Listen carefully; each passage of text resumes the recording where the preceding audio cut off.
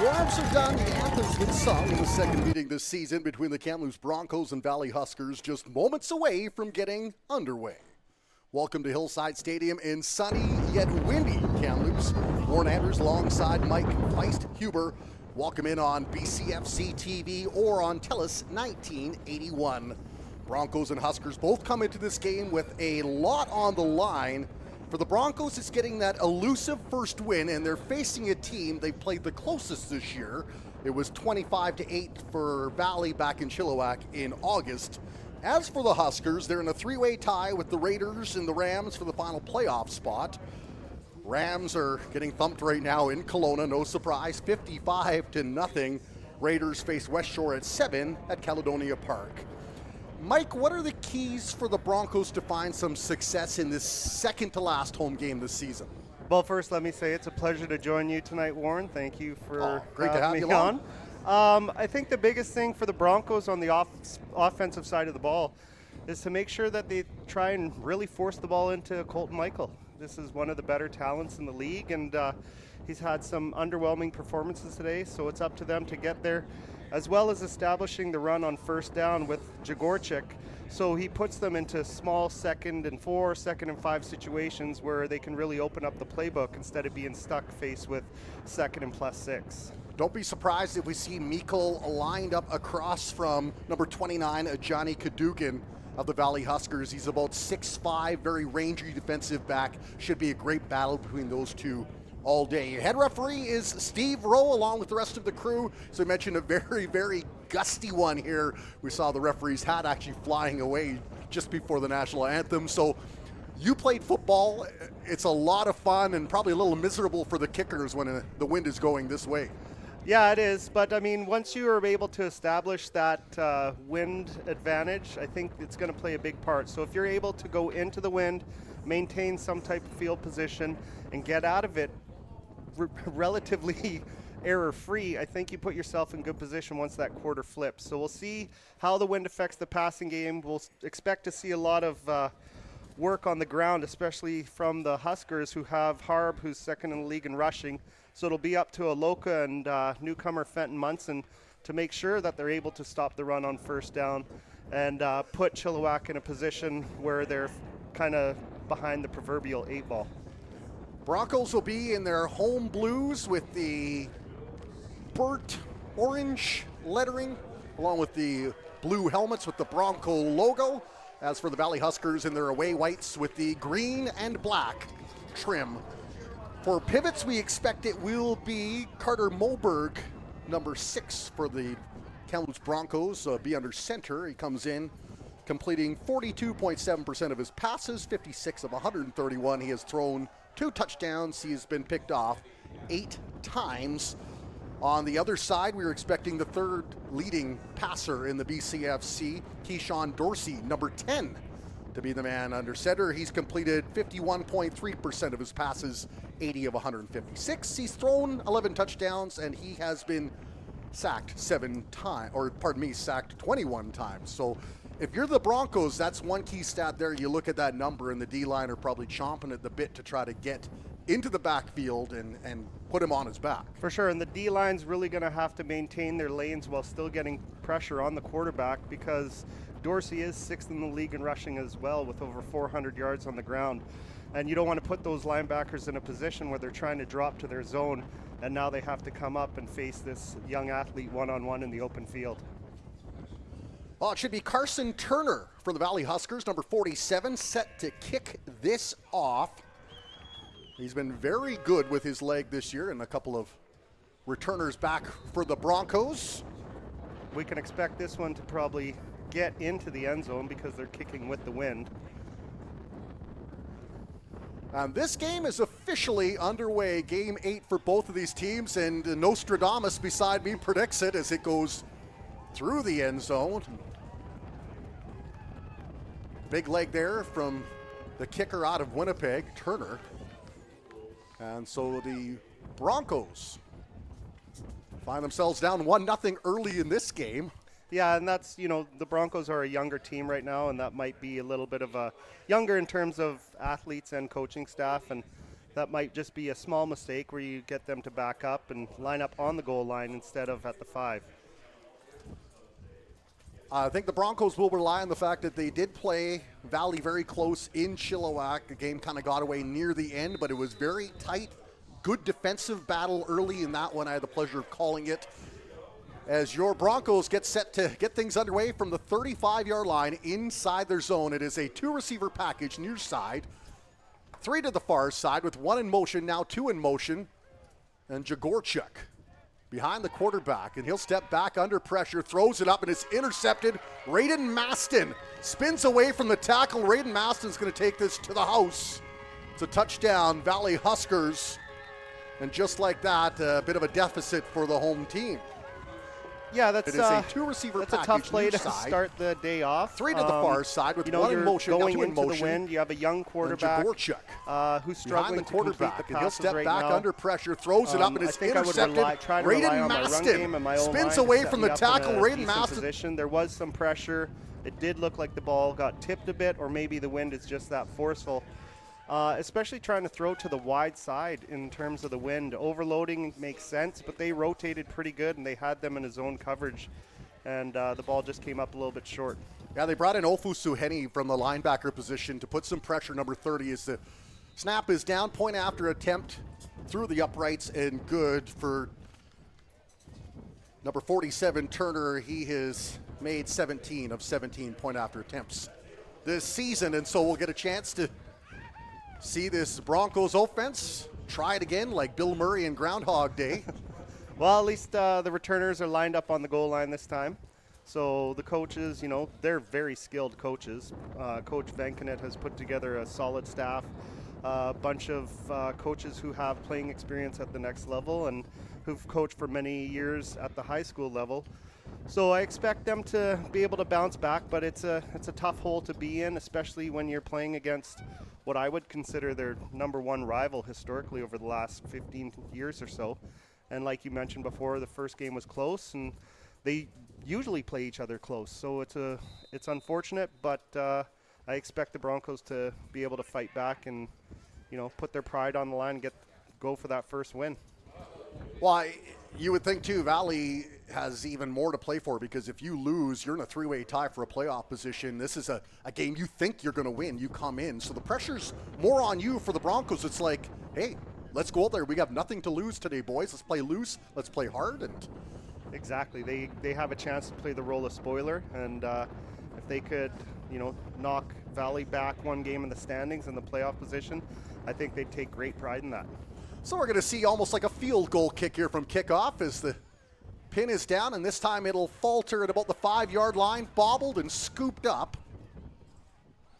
The Broncos will march it ahead up to about the 24, 25-yard line is where they'll get this offense underway to start their second drive. Yeah, and let's see if the Broncos are able to come out with Jagorchik on the ground, establish the line of scrimmage battle that they're going to be facing against Chilliwack here, especially going into the wind. As I mentioned before, I won't beat that point too much. So Huskers will line up a 3-man front as the Broncos, once again, 2 to the near side, 3 to the far side, 1 in the back. Moberg barks out the signals, handoff, Jagorchik, and he's met at the hole and dropped back for maybe a loss of 1 on the play. Yeah, and that's just a simple read option, but the defensive end did not crash down like supposed to, so the quarterback gave it, but the D tackles for Chilliwack did a great job of stuffing that up. I'll bring up a second, and they'll say it was no loss, no gain, so 2nd and 10. Wind blowing. Looked like the Broncos jumped offside, but the referees will say play on. Moberg rolls out to the right. In pursuit, right up the middle, and almost a beautiful catch there by number 85, Ty Holmes, but surrounded by 3 white jerseys, could not quite reel in that one. Yeah, he did a good job sitting in the zone. Unfortunately, the quarterback was flush from the pocket, but he was rolling to his right. He was able to get good pace on the ball, but it looks like it was Cadogan who came up and knocked that ball. He showed great range there, and the Broncos will punt it away into the wind.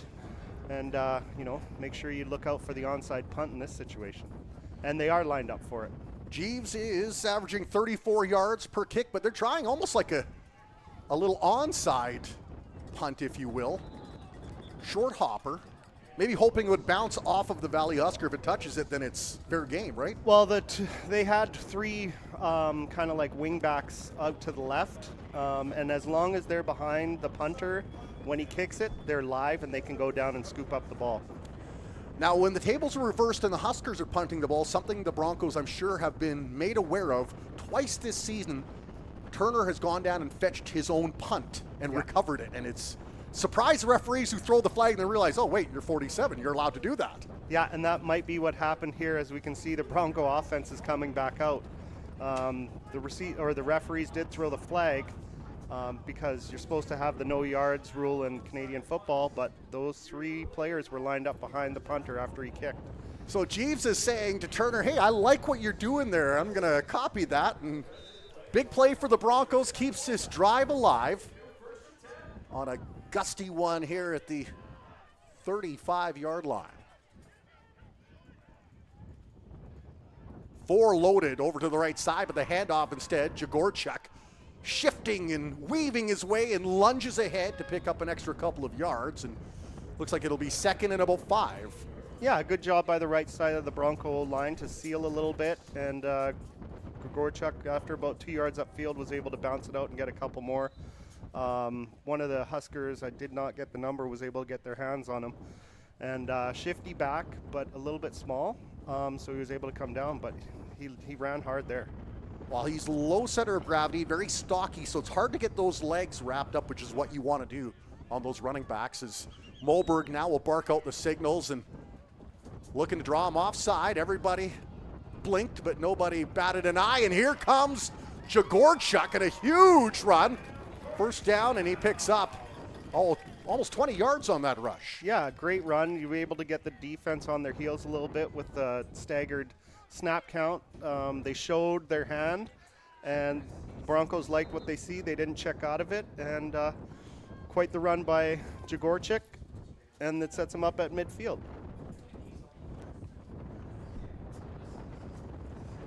It'll be Reimer, Carter, and Hymanek, the 3 for the Huskers up front, as 4 again receivers over to the near side, and another handoff against Jagorchuk. This time he's got nowhere to go as 22 Hayden Agaman will wrap him up, and they'll bring up 2nd down. Yeah, it looks like they got a new look in there with kind of a D-line / fullback who was pulling on it and just missed the front block, or else that had the potential to go for a good chunk of yards. Well, you kind of like what the Broncos coaching staff is doing there, is that they're loading up the one side to force the defense to acknowledge that at least, so you can't really load up the line, and it allows a shifty back like Jagorchuk to do what he does best. For sure, and it's a bonus to the quarterback because it allows him to see what the defense is in. Moberg now, play action, drops back under pressure, and Jack Winey out of New York will wrap him up first sack of the game for the Huskers. Yeah, Colton Meikle was coming across. They were trying to do a little fake read, inside read, and Colton was coming across, but he got, as you can see there, Moberg was looking for him, but he got caught up at the line of scrimmage between a guard and a D tackle, it looks like, and Moberg did not get off that read right away, and unfortunately was dropped for a loss. Yeah, Winey dealt with an injury first half of the season. They had a lot of hopes for him winning a Division II American Championship coming out of college, and then didn't play much, and so healthy now. Huskers are hoping for big things out of him. Here's a punt from the Broncos, and steer that way out of bounds. It goes out at about the, what we're looking at, 30-yard line? Yeah, which, you know what, it's only flipping the field about 25, 30 yards. They showed the onside punt look again to the wide side, which drew the returner over. So good strategy to kick it to the wide open side. Unfortunately, it landed out of bounds instead of landing in bounds and rolling down. So this will be the first time we get to see the Broncos defense on the field. And by comparison, first time the Huskers will take to the offensive side with the wind at their back, and they'll line up 5 receivers over to the, and it's one of those almost wild, and I've seen this a few times from Coach Bob Reist and Coach Kai Toddhunter's offense, and now bedlam and confusion, and almost picked off is number 8, Josh Thiessen, bats at the turf in frustration as he knew he was the closest to getting that. Well, the rule is you need 7 men on the line of scrimmage. Doesn't matter where they are.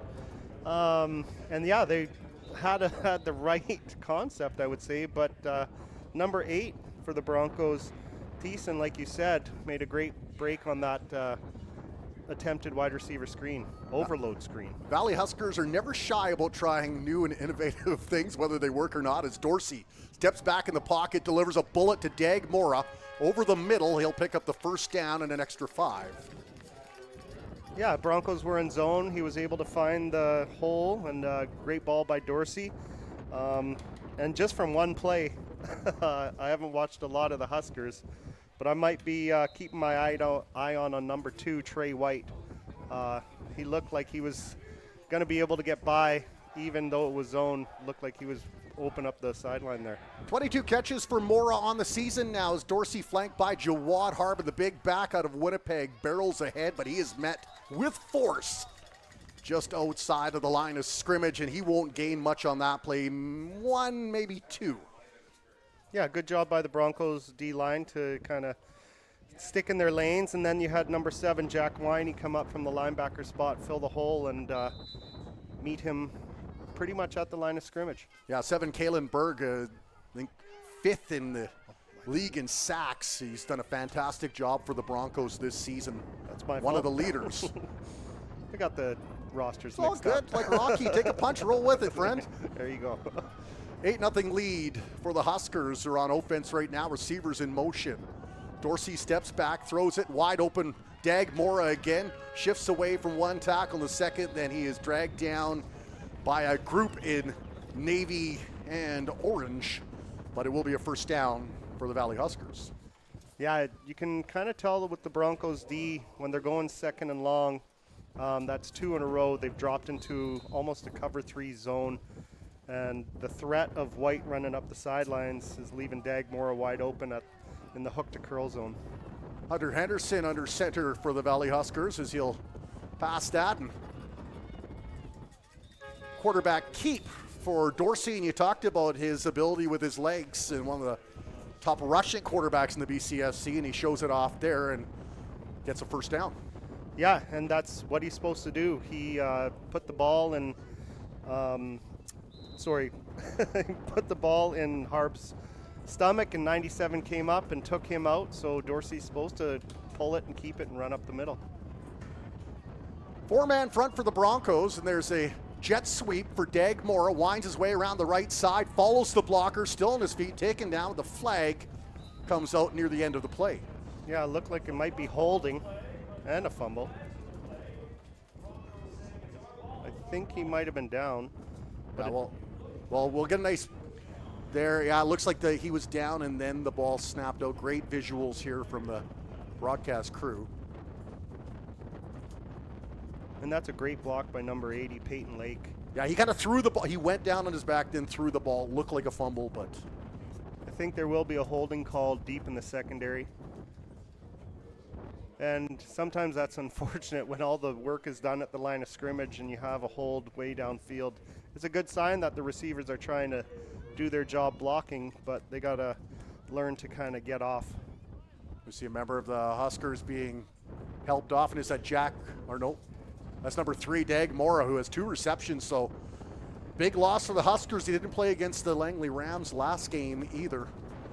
Yeah, and a play like that, that's going to get wiped out. You know, the front lateral to Mora coming around, that would be great for his receiving stats and for Dorsey's passing stats. But that's going to be a big loss if he's unable to return. First and a country mile for the Valley Huskers as they are looking at 1st and 20, and Dorsey steps back, feels the heat, throws it over to Trey White. He'll pick up the original line of scrimmage in a couple of extra yards. Yeah, the pretty soft coverage there by the Broncos, you know, just trying to keep everything in front of them. Like you said, it was a long first down. So the Huskers still have some work to do. Smart play by the Broncos D to kind of just give them a little bit. So if they are forced to kick a field goal, Turner has made a 42-yarder this year, and he has the wind at his back. They'll try to get more than that, though. Dorsey, quarterback keep around the left side, and will fall way short of the first down. He's about 3 or 4 yards short, and I know the Huskers like to gamble, but that might be a little too much of a gamble. Yeah, I'd agree, but you know what? In this scenario, if you turn the ball over here with the wind, you know, you're not really concerned too much. And once again, I'm going to get you to pick my lottery ticket next time, I think, Mike, as Valley Huskers stay on the field. It is 3rd and about 3. They will line up 2 to the far side, including Peyton Lake. 2 to the near side, doesn't matter. It's Jawad Harb. Straight arms his way over for a first down.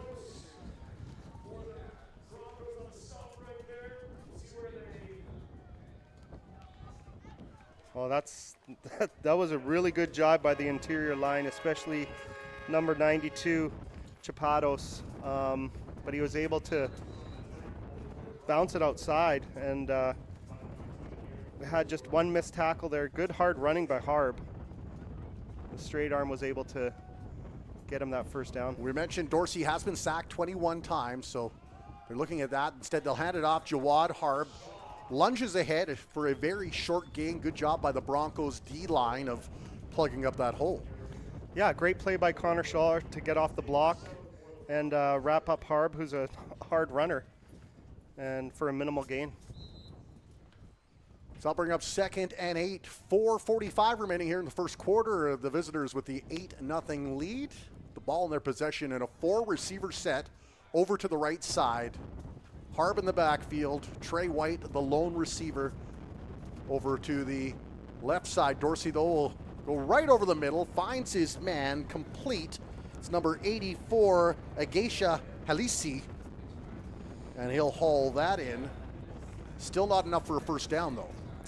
Yeah, this wind, even though it's beneficial for kickers, but it could play havoc with them. So I think we're in 3-down territory again for the Huskers. That's the 2nd reception of the year for Halisi. May get more playing time if Dag Mora is out of the lineup for any significant time this game. Yeah, and I haven't seen a lot of man coverage yet from the Broncos defense or blitzing. You think you might want to let your athletes line up here on a 3rd and short, come after the quarterback, and force him to make a throw. With the wind, if you're playing tight coverage, you have to go over top and the ball could sail. So I hope to see some man defense here, man-to-man, with a couple free releasers at the line of scrimmage, put some pressure on the QB. Well, yeah, you know that the Broncos are going to load up the line a bit, and the Huskers trying to counter as they brought in their big tight end, number 16, McDonald, who also subs in on defense too. So it's going to be kind of a war of wills here with about a yard and a half to the first down. This will be a huge stop for the Broncos if they can limit what Valley gets. And they will load up the line with 4, and it looks like they may bring more of the house. There's a give. Jawad Harb slices around one tackle. The Broncos stopped him in their tracks. Turnover on downs. Beautiful, and the Broncos were in man coverage there. So they were able to get through, put some pressure. You could see the weak side or strong side half moving over with the tight end. Great job by the Broncos D-line, and Aloka with a nice stop.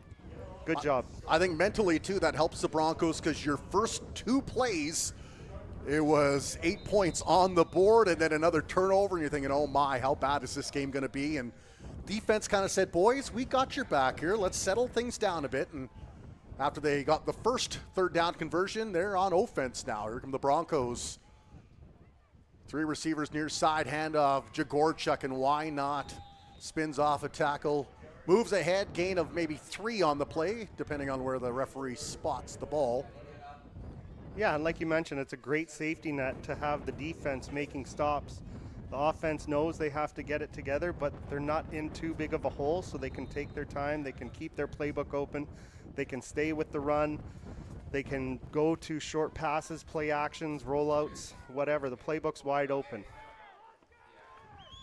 So Valley loads 3, but it looks like they've got Winey also coming in with pressure. He is low block down, and Reimer in pursuit. And what a great pass from Moberg. The ball is punched out and then recovered by the Broncos. Great catch, but great hit. Oh, they're going to wave it off, though, which is more painful for the Broncos because you thought you had this magnificent catch as he was getting hit. That was a great catch, too. Away from his body, his momentum was going away.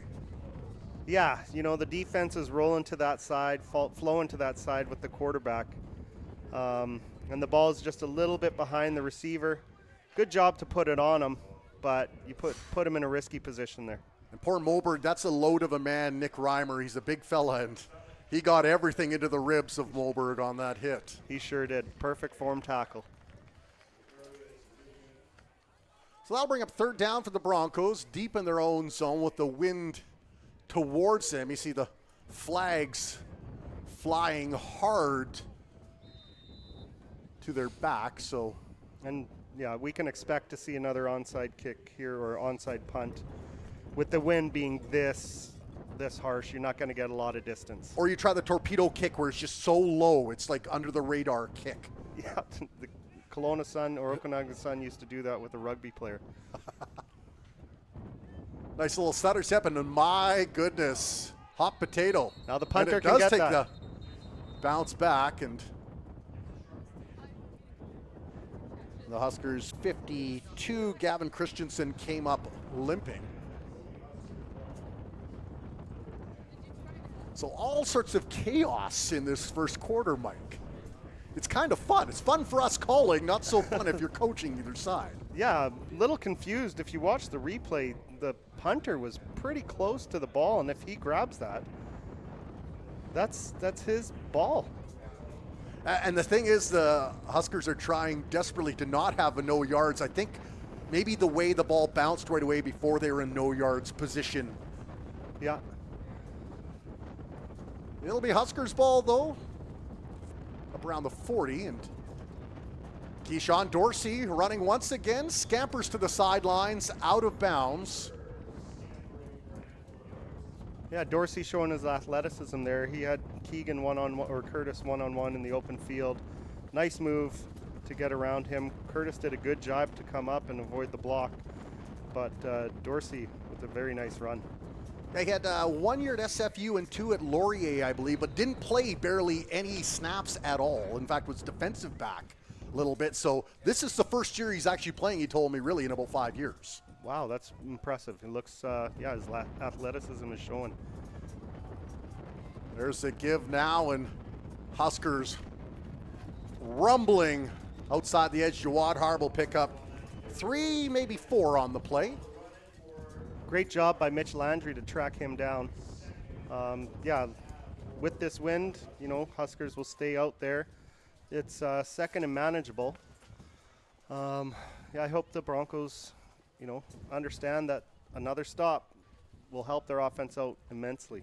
Both coaches seem to want to tire out the defense by running the ball a lot, getting the big boys up front to do the hitting instead of absorbing it. And it's quarterback keep again. Dorsey winding around, spins around one tackle, lunges for the first down. I think he's going to be about half a yard short. It's going to be close. I think you might be right. But the other thing about the run that the coaches are trying to establish is that it allows the O-line to become the aggressor. Exactly. Right? So they're really trying to, to put that D-line on its heels. And I learned this from coaching. The current offensive coordinator for the Broncos was one of my own linemen, and we threw quite a bit, and he told me it's time that we start running the ball a little more. Well, every O-line loves Denny's, right? Those pancakes. That's right. Everyone wants to do the pancake hits. So it'll be Vergata, the backup quarterback for the Huskers, on a short yardage situation. Finds the hole, and he finds the end zone. Great patience by the backup quarterback there, Regatta, to wait for the hole to establish. There was no dive, no quick lunge into the line.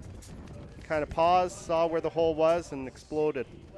So Rogan Vergata's had 17 carries, and that one probably for about 20 yards, so about 126 yards, his first rushing touchdown of the year.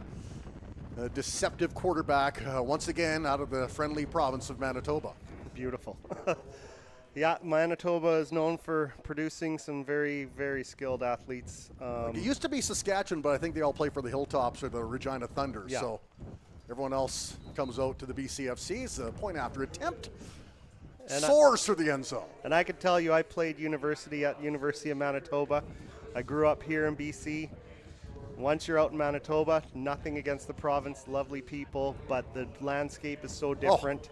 And so when the Winnipeg or Manitoba players come out here, they fall in love with the lakes and the mountains. And everywhere in BC, every region is so different. You got, the cornfields of Chilliwack. You got the island with its beautiful vistas. You got the rugged north and Prince George if you like doing the RVs and ATVs and whatnot. So I can see that just outside of football, way of life is something for sure different. So one thing I really miss, though, is the fishing. I love the fishing in Manitoba. Friendly people and fishing and the Winnipeg Jets, I guess. They weren't there when I was there. Line drive from Turner, and that one fielded at the knees and then scooped up and run ahead. And number 9, Colton Peterson, still on his feet. Great return, Colton Peterson, and he is driven into the bench, and the bench makes sure he arrives there safely, and good field position for the Broncos to start this drive. Yeah, this, if they're able to get one first down, they're going to have good field position when the quarter flips. And if you're able to get out of this quarter with a wind like this, with the start they had for the pick 6 right away, I think you take it as a moral victory. Well, it's been an offense that struggled to find the end zone overall. Dufort leads them with 3 touchdowns. So if you can get the momentum going on offense, it gives you that little bit of confidence and juice as they'll hand off to the main man, Jagorchuk, slicing and dicing like a Ginsu knife. He'll pick up 7 or 8 on the play. Yeah, they, like I mentioned at the start, they have a very young offense. And, they're fighting, which is good. And they're going to get the quarter flip here. They got one more play. And I think you'll see them take kind of like the same philosophy that Chilliwack did. If they're able to get some positive yards here, we can expect the offense to stay out on the field for 3rd down. If you're an O-lineman, you got to love playing for a guy like Jagorchuk because he just needs that millisecond just for the veil to open up ever so slightly, and he is through the hole already, and then you're hustling trying to hit somebody else ahead to give him a few more yards. Yeah, and those are the type of running backs that the O-line loves because it makes them look good. I mean, they're doing their job, but it allows them not to have to stay on their block for too long. And so that could get you into a little bit of trouble by not releasing. But if you know you're running back and you know, okay, I've been on this guy for a second, Gajorchuk's probably gone by, then you can release and limits those holding penalties. Defensive back Aiden Harker helped off the field for the Valley Huskers. As the Broncos, that's the final play here of the first quarter, down 15-0. Huskers bring the house. It'll be offside though, and so should be a first down for the home side here, to the delight of a pretty good-looking crowd here on a Saturday night. I think it was the right tackle for the Broncos that moved, as you can see here. Oh, I think good eye. He's a little bit early. He saw the blitz. He got anxious. All I saw was that white wave coming. They brought the house, and they were ready to attack like a dog on a stake, but it was the Broncos who lured them first, and they'll be pushed back a bit deeper. Now it's second and about 8. And this, you don't look at it as 8 yards. You're looking to get 5 yards. Set yourself up. Like I said, I hate to keep saying it again, but that quarter change is going to be huge. Wahlberg now flanked by 1. They'll load up the offensive line, play action. He finds a wide open target and maybe very, very close to a first down. Colton Meikle, they get the big man involved on that play. Yeah, it's important to get him involved. I mean, he was ranked as, I think, one of the top 10 junior players. He was second. Yeah, he's been to the BC Lions camp 2 years in a row. He has the whole package. He's got size, hands, he's got a lot of passion.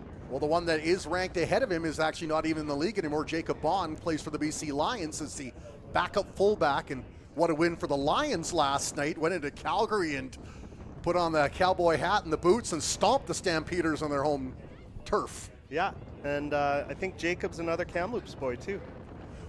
You look at I was listening because I was working in my full-time job and listening to the game, and I think there's about 6 BCFC alumni between the two teams playing, and it kind of may warm my heart doing this league for 8 years to see a significant number of players in there, and recent ones like Kieran Passant and out of West Shore and Jacob Bond. It's just neat to see this league sending valuable pieces to the next level. Yeah, they have a great partnership with the CFL, great partnership with the Lions, and the rest of the league. It is good to see because there is a lot of talent in this league.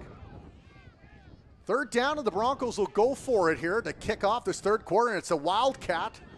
Corey Jeeves tries plowing ahead, and my goodness, it's like the snowbank was a little too high to get through. This is going to be close. The one ref has it marked right there. Forward momentum might be the ally of the Broncos on that play. They're not even going to bring the sticks out. They're not. That is very confident, but like you said, he was pushed back right away. I like the play design.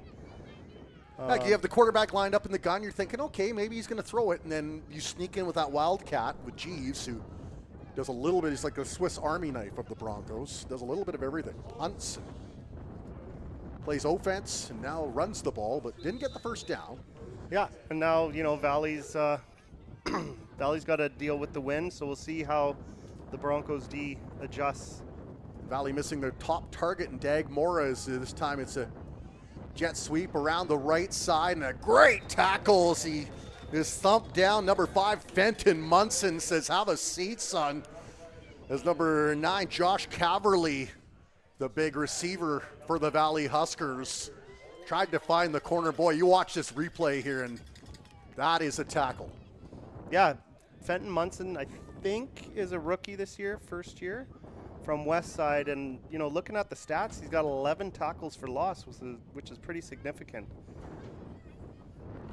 Well, that's the thing with the Broncos. You're not just looking at this season. You're looking to build. You're trying to look at kind of what Valley's done the last few years, where they went from a very tough stretch to being very competitive. Yeah. And if you can kind of see that mirror there, it's like, you know what, there is a path to get there. We can do that too. For sure, and the Broncos have had great help from the local high school programs that have been thriving for the past 2 or 3 years.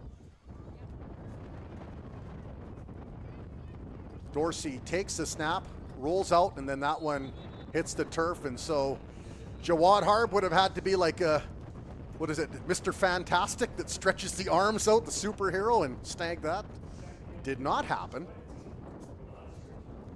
Yeah, good play design, but also another good play by, didn't get the number by the Kamloops DB. He was able to slip by the O-line, and if he was able to corral that, wouldn't have gone for many yards. I think Dorsey also forgot the wind is not in his favor this quarter, and he's kind of weighing that. And That's a good point, yeah.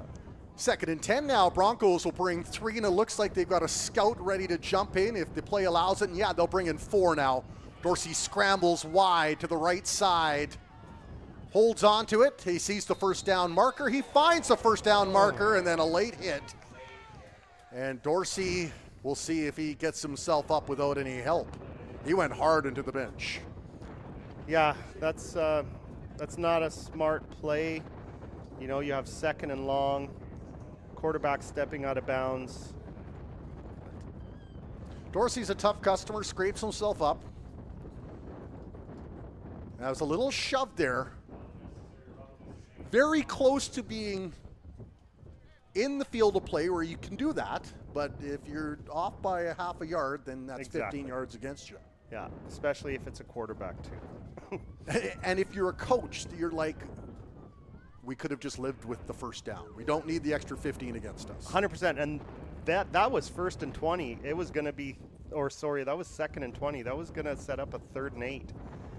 So as a former coach myself, that's one time where I pull the player off. I'll be like, it's a little bit selfish of a play. I understand you're making the effort to get there, but sometimes, you know, it's an aggressive sport, but sometimes you got to learn to lay up. Violent sport played by violent gentlemen as Dorsey lines up with Harb behind him, and there's a little quick reverse. Peyton Lake now. He's got a police escort in front of him. Lake jiving ahead. He will pick up the first down, gain of about 14 on that play. That was a really well-designed play. They were able to use the Broncos' aggressiveness against them. They're looking at that kind of soft toss in front of them, and they just reverse it back. Well designed by the Huskers. Peyton Lake is a little bit of an underwhelming season for him this year. One of the top receivers in the BCFC last year, and this year has not seen the same amount of targets. He's one of the top touchdown receivers for the Valley Huskers. He's out there right now, lined up with 3 over on the left side. 4-man front for the Broncos. Handoff, Jawad Harb, and once again the Broncos hold the line, and Curtis? it looked like Floyd Mayweather in there, number 32, Keegan Curtis, and they're punching away at the ball. You'll see at the end of the play, and he's landing an uppercut right there. You see 1, 2, 3, and then, okay, he's dead. Well, he's Keegan Curtis has had a lot of interceptions in his first couple years.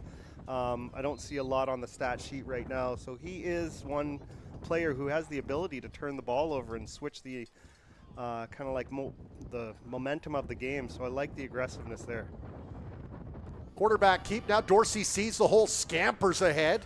Dorsey trying to wind his way through. Great tackle near the end, stops the touchdown from the Valley Huskers on a good defensive play by the Broncos at the last moment. Yeah, great move outside. Again, unfortunately, this Dorsey kid is quite the athlete, and he had one of the Broncos defenders one-on-one in the open field and was able to take it down to the 1. Early in the season, because he had not played much quarterback the last 3 to 4 years, struggled with timing. It was ugly to watch, and since then it's kind of come around now, and Broncos would love to see it go back to that ugly style of football. They'll line up with 6 on the offensive line. They give Jawad Harb. He'll punch it in. Touchdown, Huskers. That is the 2nd rushing touchdown of the year, I believe, for Mr. Zero Jawad Harb. I'll make that 3 on the year for him. Went the first half of the season without a touchdown. Yeah, nice little 1-yard plunge in.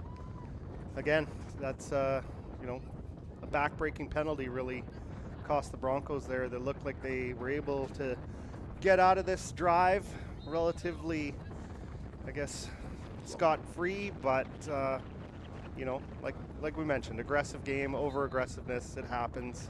Just unfortunate it happened at that point in time in the game.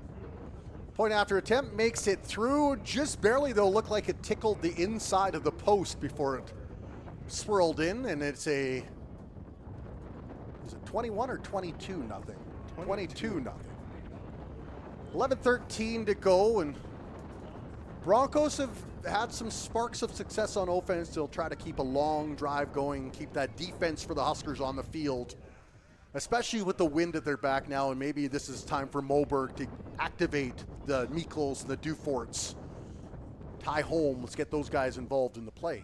100%. You got to, down 22-0 early in the second quarter. I'm not saying abandon the run, but you're going to have to put some pressure on the defense and let some of your playmakers make plays. I like the running when the wind is against you. When it is your enemy, it's great. Keep running that play, keep loading up the one side to distract the defense. But I think when you got the wind, you got to take advantage. Moberg's got an arm, too. Yeah. And if you're able to complete a couple big chunk plays, that sets up the running game, too, especially the draws. High end-over-end kick, and that one will fall. And you can see it seems like every kicker now is chasing the dog, so to speak, trying to track down that punt. Yeah. And they gotta line up in a different, because that ball is not going to carry. You can see, I know maybe you guys can't see from at home on your laptops, but the flags are basically stiff. They are whipping, and it's got to be above 45 kilometer, 50 kilometer hour wind. I just arrived at about 4 o'clock, but it was not that windy when I got here, and it's like as soon as a football game, Mother Nature's like, let's have a little extra fun here. Yeah. Moberg under center, and off.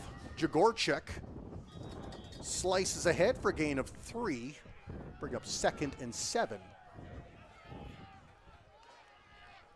I think part of the problem is, Mike, and being a coach, you can say that we know how good Mikkel is, and every team knows how good Mikkel is, and so it's been tough to get the ball to him because they're putting not only their best defender, but someone maybe kind of Hawkeye and watching him also. For sure, there's usually bracket coverage on him, but again, if you have that size, at least 3 or 4 times a game, you're going to have to put the ball up to him and see if he can make a play. And that slipped in and out of the hands of Johnny Cadogan, and Moberg may be guilty of telegraphing the throw as he only looked for the first read, and he had 3 receivers over on the far side, including Mikkel. So very fortunate that it slipped in and out of the hands of Johnny Cadogan, and it allows the Broncos to push the Huskers back a little bit further. Yeah, and that actually was, I would say that is the right read, but he's got to know where to throw the ball. And his receiver was sitting down in his zone, and unfortunately he was throwing it more like a man route, and it puts Cadogan in the receiver position instead of the defensive position. Oh, now they're gonna try a little trickery here. As the Broncos trying to add some confusion. The ball is bobbled. Jeeveson with a rugby kick, and line drives it way past the intended returner, Grady Andrea. Jukes and jives his way up on one side and up the middle now, and then he will do a little slide in, and then the late flag comes out as the hit came after he did the slide. Very close. Very close. Very close. close. Only counts in cigars, right? And horseshoes. Right, that's right. And these are things I'm sure that as the Broncos coaching staff will look at the film, they're like, when we add all this up, we're looking at probably 90 to 100 yards that we've just given for free that we didn't need to. Yeah. Oh, it's against the Huskers. Oh. Very nice. So we got quite the field flip here. So was that unsportsmanlike play, late hit? Yeah, it looked like unnecessary roughness. I'm not sure against who. If we look at the replay here, we might be able the to Huskers see it. coaching staff will find out who it was. That's Trust right. me. Somebody sheepishly is heading back to the sidelines. Oh, so Ooh, he yeah. didn't come in. he was pushed in. So good call by the refs. My apologies to the mom or dad watching on the screen saying my son did not do that. That's he right. left him alone. The Huskers buried very deep inside their own zone where you don't want to be in your own red zone. Dorsey in the gun, flanked by 1. There's a handoff. Is number 13 for the Huskers trying to wind his way around the left side and found the edge. A lot of east-west running, but in the end still managed to pick up about 11 yards on the run by number 13, Grady Andrea. Yeah, that's a good start for the Huskers on this drive. The old line did a great job, especially number 69, Rajan Sadhu, he was about 15, 16 yards downfield with his man. So great start for the Huskers on this drive. Those are the plays coaching staff want to see. Who's going to give that extra effort regardless of the score, treating it like it's 0-0. And Huskers with the snap.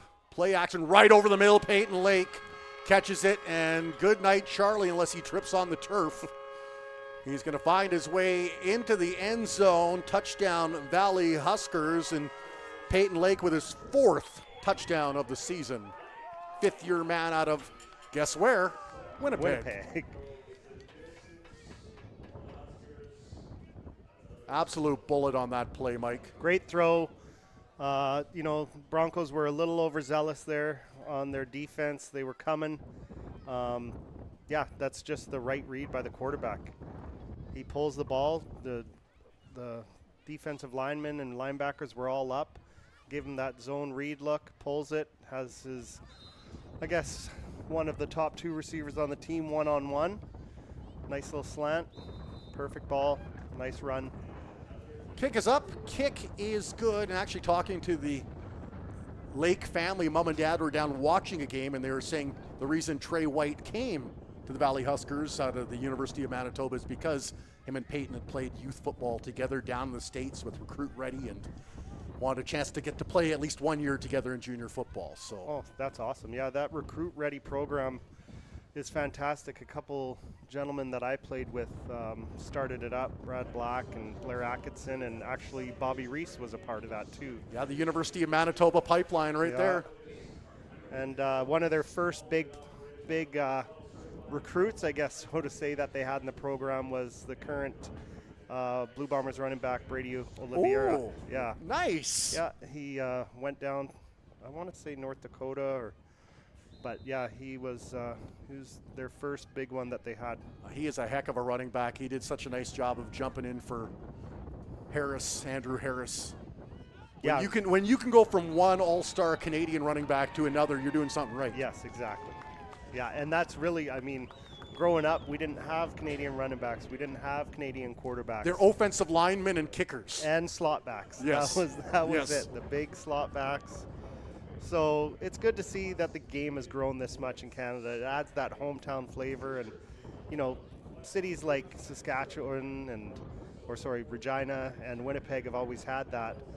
But now, with the amount of Canadian players that are playing, it really brings that hometown feel and makes the game grow. 3 Canadians playing quarterback regularly in the CFL, Arbuckle, Rourke, and Ford. So it's nice to see that happening too, as the Broncos quarterback tries to get away from pressure, and he will be yo-yoed down, and it's Reimer with the sack, second sack of the game for the Valley Huskers. Yeah, and the Broncos were looking to take this one a little bit deep, but the pressure was a little too much.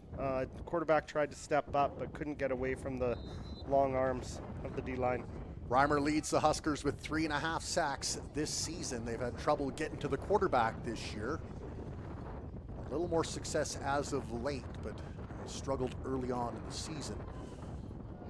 Moberg, 2 flanking behind him now. They'll kind of squeeze up a little bit further. And they'll go back to the air again with the wind at their back. Moberg rolls out right, being pursued by Carter. Throws it deep and in and out of the hands of a defender. And you have to wonder, in a play like that, is that the receiver not running the route right? Is that a coverage play by the Valley Huskers, or is that just an inaccurate throw? I think that one's on the quarterback. He had time, and he kind of bailed out, obviously feeling the effects of the last play. There wasn't really any pressure that forced him to move. He had Colton Meikle coming underneath. Everybody was moving to the right. So that's, a young quarterback, a little bit inexperienced. Just took a sack, probably didn't want to take another one, so decided to move out of the pocket, but it wasn't the right call at that time. 280-yard gentleman chasing you will do all sorts of strange things.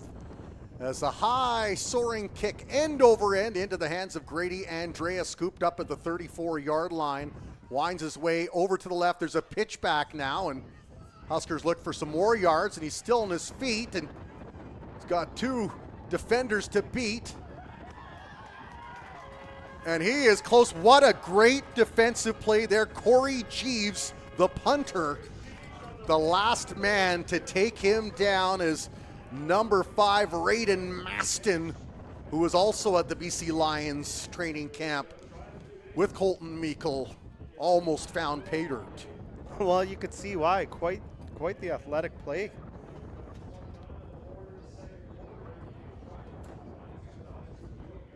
Oh, am I on mute?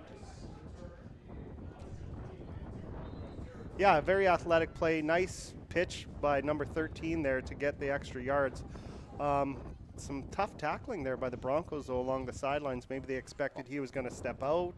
Maston is very lanky. He's probably about 6'3", very sinewy, I guess is the best way. Very strong and lanky, a tough guy to tackle.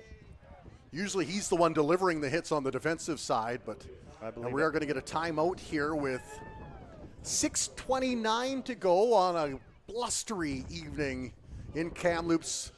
Overall, fairly clear skies, beautiful, almost looks like a Rockwell painting in the background. I'm very limited with my painters, so I'll go with one of the names I know. I'll go with that one. But you got the kind of the dark clouds lit up with a little bit of orange in there. It's a beautiful, picturesque backdrop to this game. Sorry, I was just showing the final of the Okanagan Sun. Do I even want to know? What was it, 80 to something? 94. I think the Langley Rams are on the downward trend. They've had some very tough games as of late. They had jumped out to a good early start to the season, and it has been Palena Hooper went down, and their season went down with them.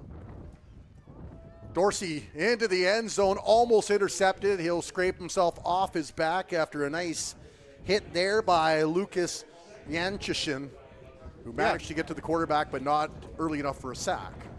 Great pressure, forced the bad throw. But besides that play, this has been the start the Huskers wanted. They're battling for that 4th playoff spot, trailing the Prince George Kodiaks.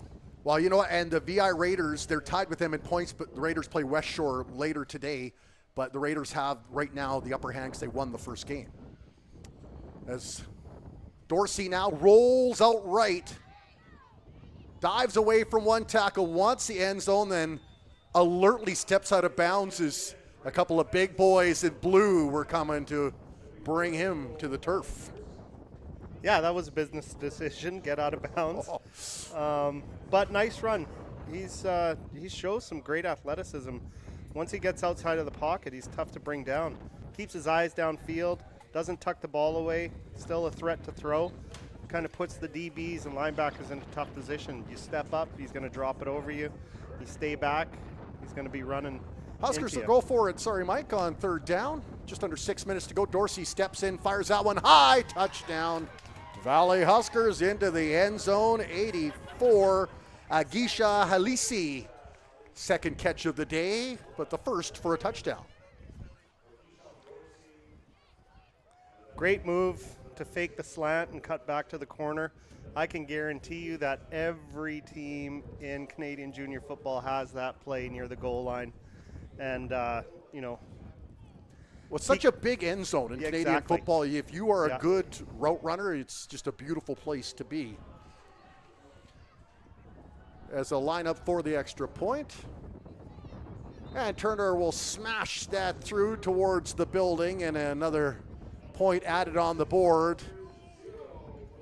But Broncos will play another home game here to close out the season October 4th, and it's the Okanagan rivalry as the Sun make their way down there.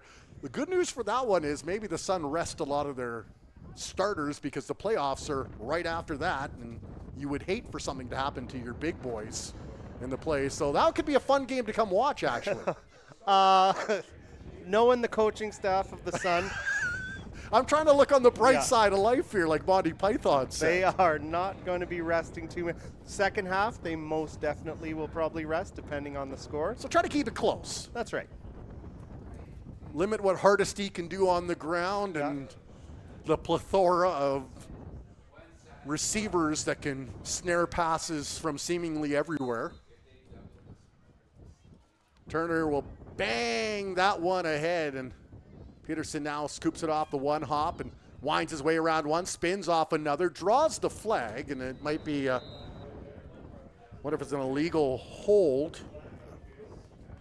So I'll march him back a few yards.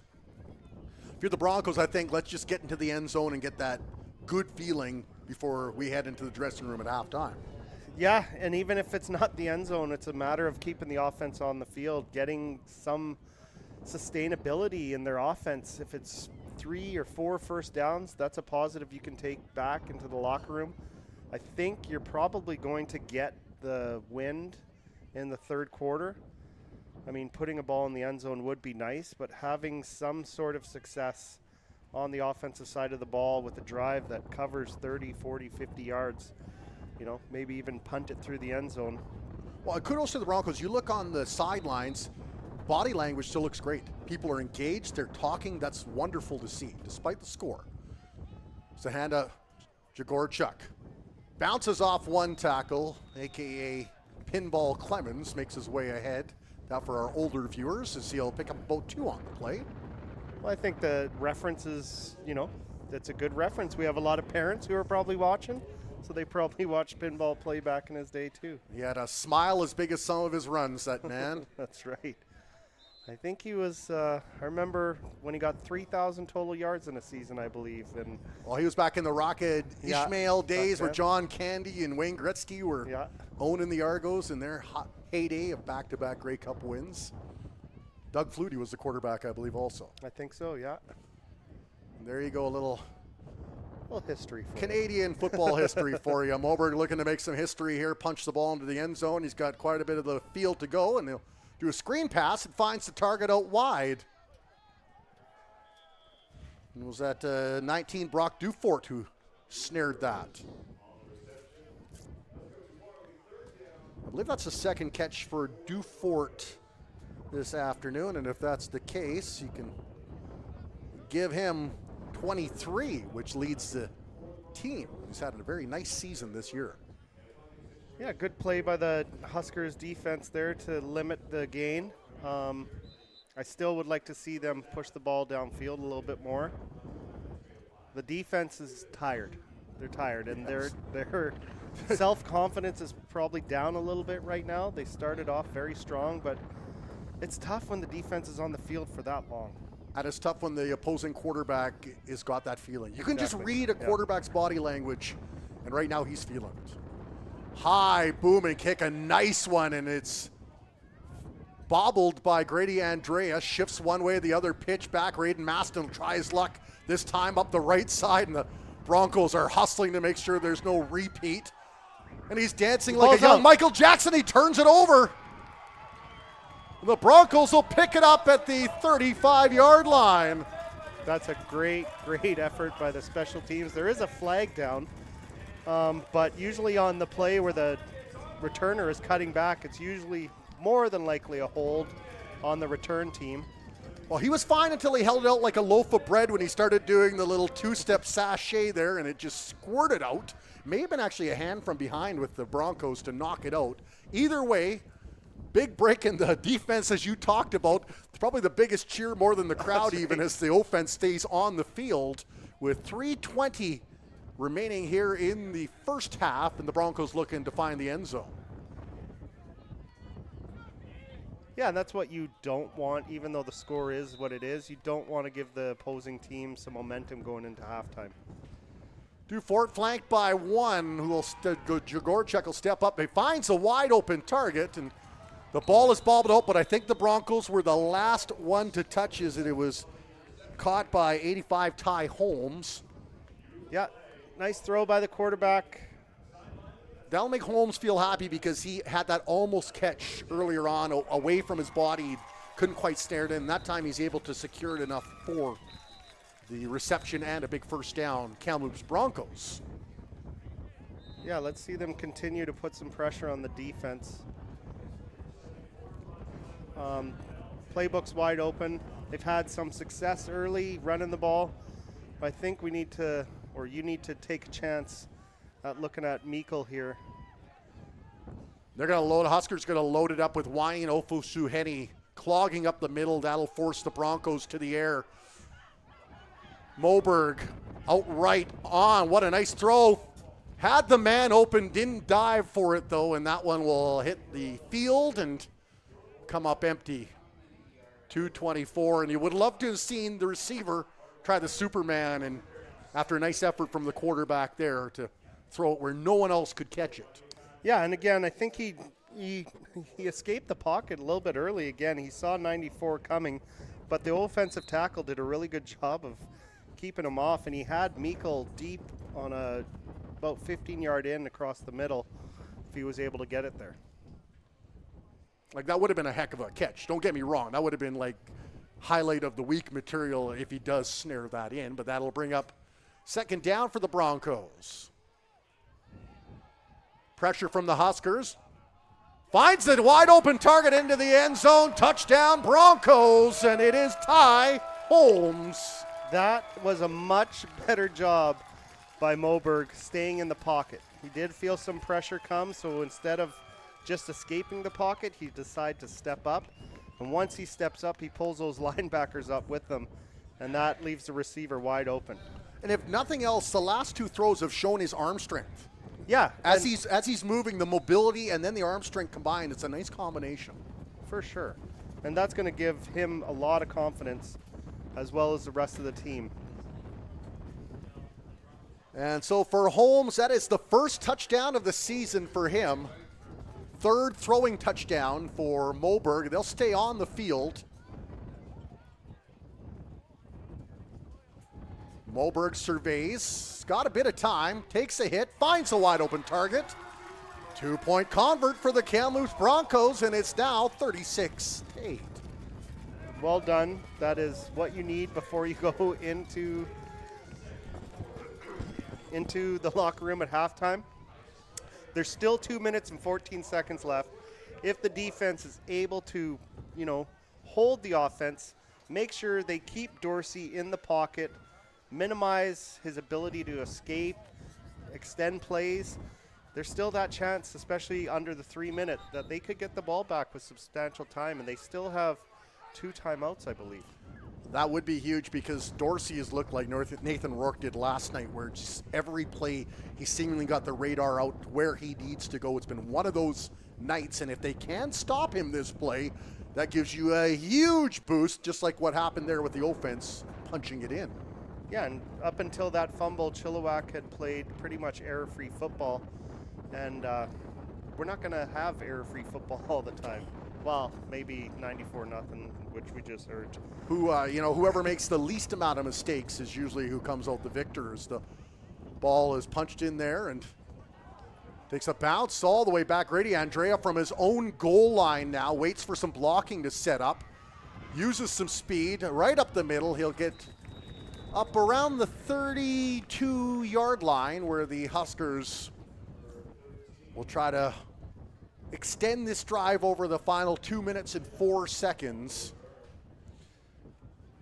And we'll try to keep you updated on the remaining game coming up. Started at 7, so basically a minute ago. The Island rivalry, third time the Raiders and Rebels have played this year. Oh, wow. Well, I guess now with 7 teams, it's tough to do the balanced schedule. You don't have to take a ferry if you're there. Number one, that's right. a big cost saver right there.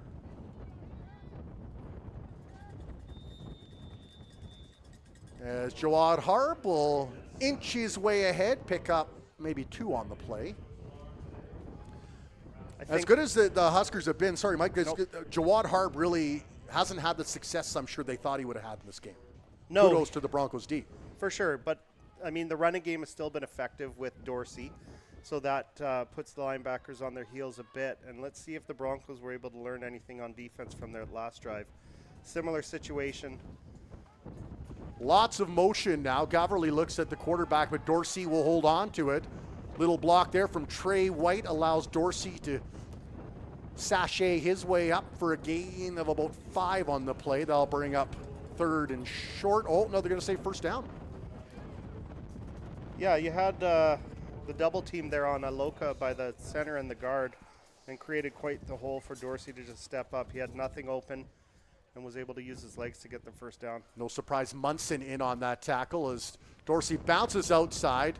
It's going to be a holding penalty against the Valley Huskers as Caverly snares that, and Broncos are trying to strip the ball from him, but he's a big body. Jake Caverly holds on to it, but I believe this ball is going to come back. Yeah, I think it's holding on the offensive line of Chilliwack. And sometimes that's what an athletic quarterback will do to you. You don't know exactly where he is, and you feel that you got the right block, and all of a sudden he pops out on your side, and you're stuck holding on to the D lineman's jersey. It's like a waiter waiting on an old lady to decide what she wants to eat, and she changes her mind about 5 times. Yeah. And that's how the offensive lineman feels like, are you going now? Are you throwing the ball? What are you going to do here? Yeah, and even though there was the holding penalty, it was still a pretty effective play for the Huskers. It took about 30 seconds off the clock, and they're back to first down. So if the Broncos are able to hold, they're going to get the ball back with minimal time. 1st and 20, Jawad Harb slices around one tackle, drops the ball, and the Broncos pick it up. Oh, and Harb secured it at the end. My goodness. Would have been like, I can't remember, there's a football movie where the running back fumbled the ball, and so he has to walk around university holding on to it the whole time. There you go. Yeah. Nice play by number 7, Kalen Berg, to force him back inside. Ball did come out on the turf, but it bounced right back up into Harb's hands. So the Broncos defense will take a little bit of a breather here with 59 seconds to go in the half. Building a little momentum are the Broncos, and they'll try to stall what the Huskers can do. It's a touchdown by Ty Holmes along with a 2-point convert. Got the Broncos on the scoreboard late in the first half. Yeah, they have the potential to get the ball back, and especially with the wind whipping the way it is, if they do get the ball back, I think that's the time where you start taking shots. Even if they aren't complete, maybe you're looking at a PI penalty, and that's a big chunk of yardage for the offense. There was a timeout called, and that's why the delay in this game. Warren Anders along with Mike Feisthuber as we're at Hillside Stadium under the lights, wind still blowing. Dorsey holds, he's letting it air. He's got Trey White, and he couldn't locate it as the ball went down to his shoestrings, and then White a little slow to get up off the play. Good double coverage there by the Broncos. Yeah, Patterson with the nice kind of box out there. Really, really impressive throw actually by Dorsey in the wind. That thing the spiral stayed tight, and he got it to his man. It just drifted a little inside and made it for a tough catch for White. You do not want White to be anywhere near the ball, because last week against the Langley Rams, he had a one-handed snag right down the sidelines, got the foot in there. It was absolutely impressive. Nobody, I don't think his teammates could even believe that he caught that. Yeah, just running routes. He looks very smooth, very athletic, and like you said, from that recruit-ready program. Turner will kick that ahead, and it's picked up by the Broncos, and they will move the ball up to about the center stripe. Wasn't sure if that was a bit of a horse collar tackle, but nonetheless, it was Lucas Janchison returning that kick. You had about 4 seconds run off the clock after he was down, too. So instead of being at 43 seconds, they're now at 39, and we'll see if that can prove costly. Someone's got to grease the palms of the, That's right. the timer here. Broncos going to work now. Final minute of play, first half, trying to build on the momentum of their last drive. Moberg looking ever more comfortable as he absorbs the pressure, throws it wide open target, and once again his safety valve and Ty Holmes secures it very close to a first down. Yeah, these two have displayed a pretty good connection. They're on the same page. Again, Moberg felt the pressure but stayed in the pocket. That's going to be the key to his success. Just kind of reading the defense, taking what they give him, and having a little faith in the offensive line to protect him as long as he needs to get the ball off. They will rule that a first down. The reception there by Holmes. He's getting hot. Peterson over to the wide side and said they get it to Colton Meikle. And the big boy bats off Raiden Maston, then taken down by Junior Munyaka at the end. Yeah, and I know that just seems like a simple crossing route under zone, but a really good read by Moberg to catch the weak side halfback coming on a blitz, understanding that his receiver is now going to be open. Good pressure by the Huskers. Good idea to blitz that side, but Moberg has shown that he's going to, in his last 2 drives, that he's going to stay in the pocket and he's going to give what or take what the defense gives him. That was kind of 2 elite athletes going at each other. You saw Mikkel trying to do the stiff arm on Maston. Maston pulled the boxer move and dodged under the stiff arm to allow Mikkel to be tackled by Munyaka. Drive still alive, though, 26 seconds to go. Wind at their back. Trying to find the end zone for the second straight time, and wouldn't that be something for the Broncos' confidence? That would be huge. That would be, well, I mean, it's obvious. It's not like it's going to be a bad thing. It'll be a good thing. But yeah, I mean, especially with the young team going into the locker room, having some momentum, maybe being able to flip the field position for the entirety of the third quarter, put a couple more touchdowns in, and then we look at Chilliwack might start to have some wavering in their confidence. Valley Huskers will bring the house, but Moberg will throw it, and it's almost picked up by Raiden Maston. Got the left paw out there, swatted it away. Bring up 3rd and short, and that's, I like New that. Quarterback. Grayson Crackle. Don't know what happened to Moberg. Well, that was a magic trick worthy of Vegas there. I didn't notice that. There you go, Grayson Kraken, who actually had great numbers coming in, 10 of 18 for 138 yards. So, yeah, we'll have to figure out what happened to Moberg because he was dealing the last drive and a half. We won't call him Crackle Barrel as he overthrows the target, and the strength of Sampson got the ball out into the flat, but overthrew the intended target. Yeah, the wind really carried it. I can look down on the sideline now. I see Moberg's got an ice bag on his throwing hand. Ah. Hey, it could be anything, right? A helmet hits your hand. Yeah. You hit the turf a little hard. So that'll be, I believe, a turnover on downs. The defense will make their way out there after a nice bit of a reprieve. And they'll try to limit what Keyshawn Dorsey and company can do here in the waning moments of this first half. There's a 36-8 score line for the visitors, who desperately need this win to grab the playoff spot. Jawad Harb winds his way around one side, just short of the first down, a pickup of 8 for Jawad Harb. Yeah, I think with the last couple drives with fumbles, you know, if I'm Chilliwack, I'm looking just to get out of this half. I have a very comfortable lead. No need for anything to kind of hype up the Broncos again. I don't think the Broncos mind that because they really don't want to see any more points piled up on them to end this half. For sure.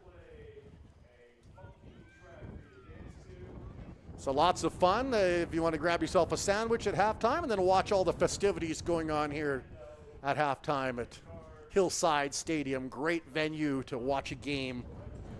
Good looking crowd here in attendance on a breezy one. Nobody going anywhere, though, in this game. It's been entertaining. We've seen a lot of different things happen in this game in the first half. If you're a football fan, it's a good game. If you're a Husker fan, it's a good game. If you're a Bronco fan, it's, you know, you take some positives away from it. You can see the building blocks of what they want to do. Yeah. This may be the final play, barring a penalty. And they'll give it back to Jawad Harb, and oh my goodness, Jawad Harb is going to have a seat as big number 91, Iloka, says, I'm going to smoke ya. He's actually played pretty well. He really pushes back the line of scrimmage, and he's made a couple great plays. I've actually followed the Broncos quite a bit on social media, and he's consistently given their defensive player of the game. Like, that looked like a loved one that sees somebody coming off the airplane they haven't seen for years. Like, I'm not letting you go. Yeah. So, all final thoughts there, Mike, of what we saw here from the Broncos' perspective, what you like? in that first half. I really like the aggressiveness of Fenton Munson at linebacker. I like the way Keegan Curtis is supporting the run in terms of his positioning. Dorsey has just proven to beat him a couple times as an athlete. Gregorchuk has had some good runs.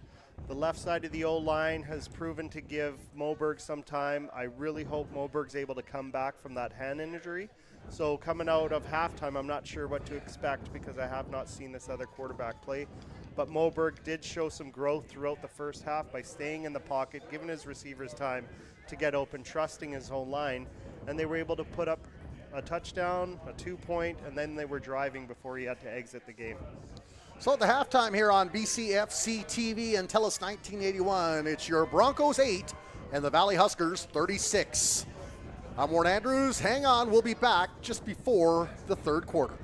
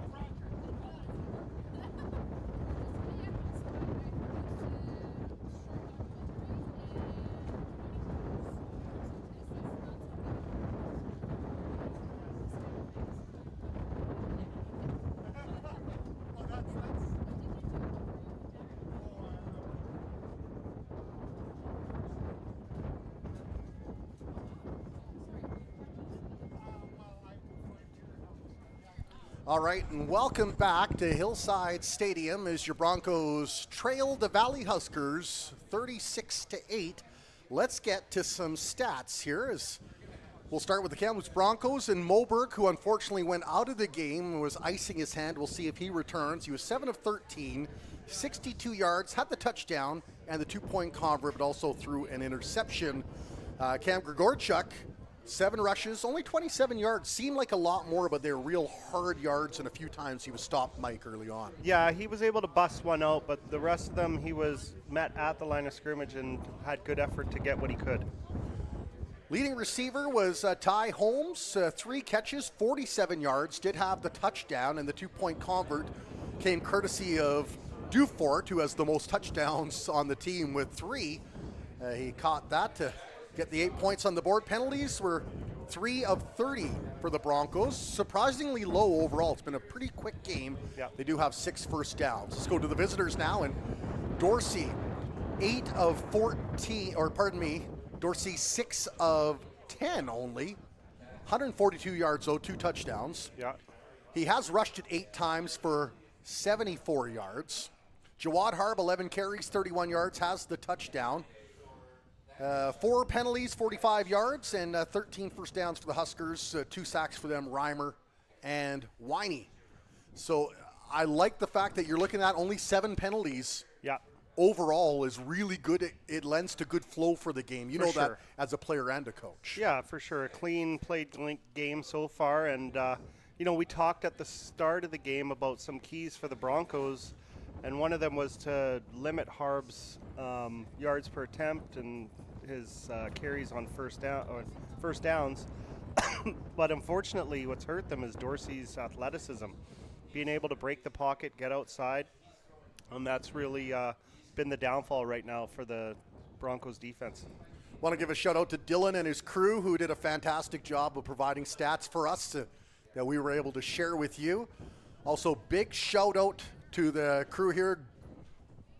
I want to do Groovy Productions, I believe, providing all the visuals. Fantastic here in a great venue in Kamloops. My first time calling a game from here, and I've loved every minute of it. As off the kick, and that one fumbled and then scooped up promptly by the Valley Huskers, who did not want to give the Broncos more momentum to start this half. It was Caleb Dyna, the newest member of the Valley Huskers, retrieving that. Well, let's see how the Broncos come out to face the Huskers here in the second half. They're down 36-8. They're going to need to turn the ball over. I'd expect them to be a little bit more aggressive and try and force some turnovers, and hopefully the Huskers are able to make some mistakes.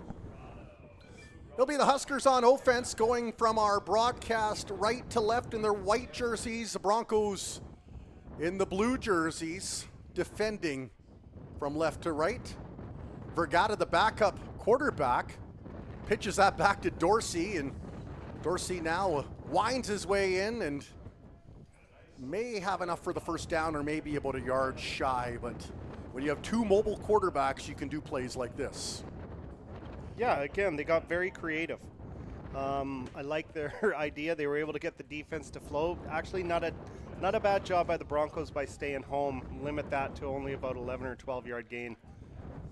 Dorsey, a big quarterback that rumbles very well, and you don't want to get that momentum going for him. As the Huskers will bring 2 on the near side, 3 to the far side.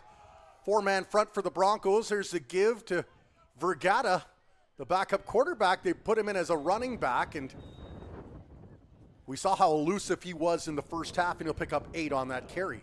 Yeah, I'm guessing Harb must be hurt right now. I think they want to rest Harb because Okay. I think they think, not that they have the game in hand, but they have a comfortable lead. Grady Andreo's a good backup running back, and they want to get Vergata involved.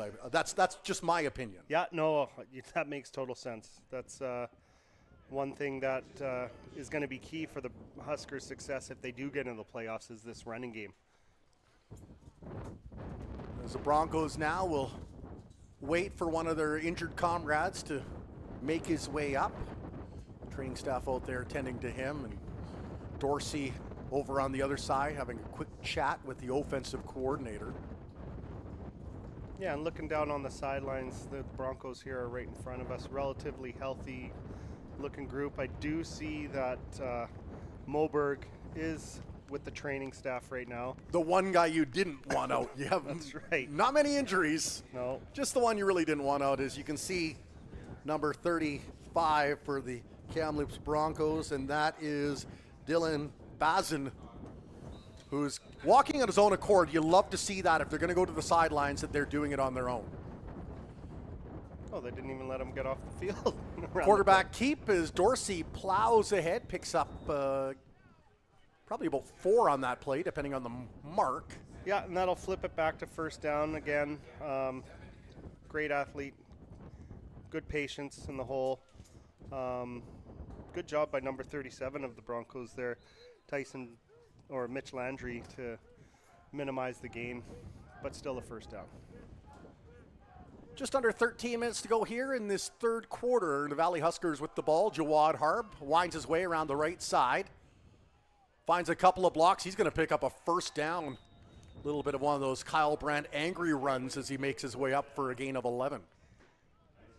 Yeah, another great job by number 63 and 60 on the right side of the Huskers offensive line. And, it's been I'd like to look at how many offensive plays the Huskers have ran compared to the Broncos. It's been a lot of time on the field for the D-line, and with an effective run game, it's going to wear you down. 4 receivers over to the far side. Quarterback keep again. Dorsey tries to wind his way, and he high steps up to another first down for the Valley Huskers. Yeah, and again, this is the right play. Number 97, who's the end, he's supposed to set the edge. He's supposed to make sure there's no cutback lane for the running back and no ability for the quarterback to cut the corner by pulling the ball. But and actually a good job by the right tackle there. Who is it? Minsta. He gave him the inside, and number 97 took it. He was able to seal him. Once again, the lineup 4 over to the left side will the Valley Huskers, and they'll launch it downfield, and that one way out of reach, out of the intended target. Looking for, I think, number 11, Guprasad Grewal. I think the short yardage quarterback is coming in again here on third down. So the kickers feel like the Maytag repairman in this game. They're just loneliest people on the field waiting on the sideline. Well, they usually are anyway. The goalies of the football world. That's right. Everyone leaves them alone. And it will be Vergata mashes his way into the pile, and we'll see if there's enough with the forward momentum to keep this drive alive for the Valley Huskers. And Vergata will pick it up. Great initial push by the O-line. And in terms of mobile quarterbacks, you look at what the Huskers have. Maybe the only other team that matches that aspect is the West Shore Rebels. They've got 2 great ones in Sessions. And the backup, I can't remember his name, but I think he's got 8 rushing touchdowns this year. Sessions statistically is quite far ahead of everybody else. Oh, he is a treat to watch. As the pass in and out of the hands of Jawad Harb. And Dorsey says, "You're killing my percentage, son." That's usually what quarterbacks say. Just with more colorful language. That's right. Just don't do it too many times, or you're going to be blacklisted. And then Exactly. Oh, you wanted that block? Oh, Yeah. sorry, I didn't see you there. Yeah. So that'll bring up 2nd and 10 for the Valley Huskers as the Broncos will line up 4 along the front. Huskers 3 receivers near side, 2 to the far side. 1 in the backfield. Quarterback keep again. Dorsey ices ahead. They'll fumble the ball, and the Broncos will scoop it up, and maybe a little butter on the popcorn at halftime, and the Huskers cough it up. You go to the well too often, you're bound to come up dry. And great job by the Kamloops Broncos to punch that ball out and shift a little bit of momentum. Now let's see what they do going into the wind again. They didn't have too much success in the first quarter going into the wind. Let's see if they learned any lessons from that. And with the quarterback, if it's Grayson Crackle, back under center. You kind of hope he got some. It looked like he was warming up at halftime, trying to get a few throws with the receiver and see if the timing is there. He wears number 15, does Grayson Crackle, and he's in the gun. Flanked by one is Grigorchuk. And they will hand it off to the shifty back, and he winds his way ahead, and he has enough for a first down. That was a great play call. They were able to pull the left side of the O-line across to the right and just block down and, open up a large hole. Nice play call there by the offense. 9.5 to go, third quarter. And the visitors in front, but the Broncos marching. And they'll do it up here from the 25-yard line. Or pardon me, the 24-yard line. Jagorchuk head of steam. Boy, what a nice run, is affectionately known as Bam Bam by the PA announcer. Barges ahead. Brings me back to the Flintstones. Exactly. Little ball of energy smashes people around. That is almost the exact same play. Instead, they just pulled the guard that time and brought one of the receivers over to give that look. They're overloading the short side, which is really what you want to do in the pass game or the run game. We think the wide side is your friend, but the more space you got, the more room for error there is, especially a young quarterback throwing the ball. Three receivers in motion, and they'll give it back again.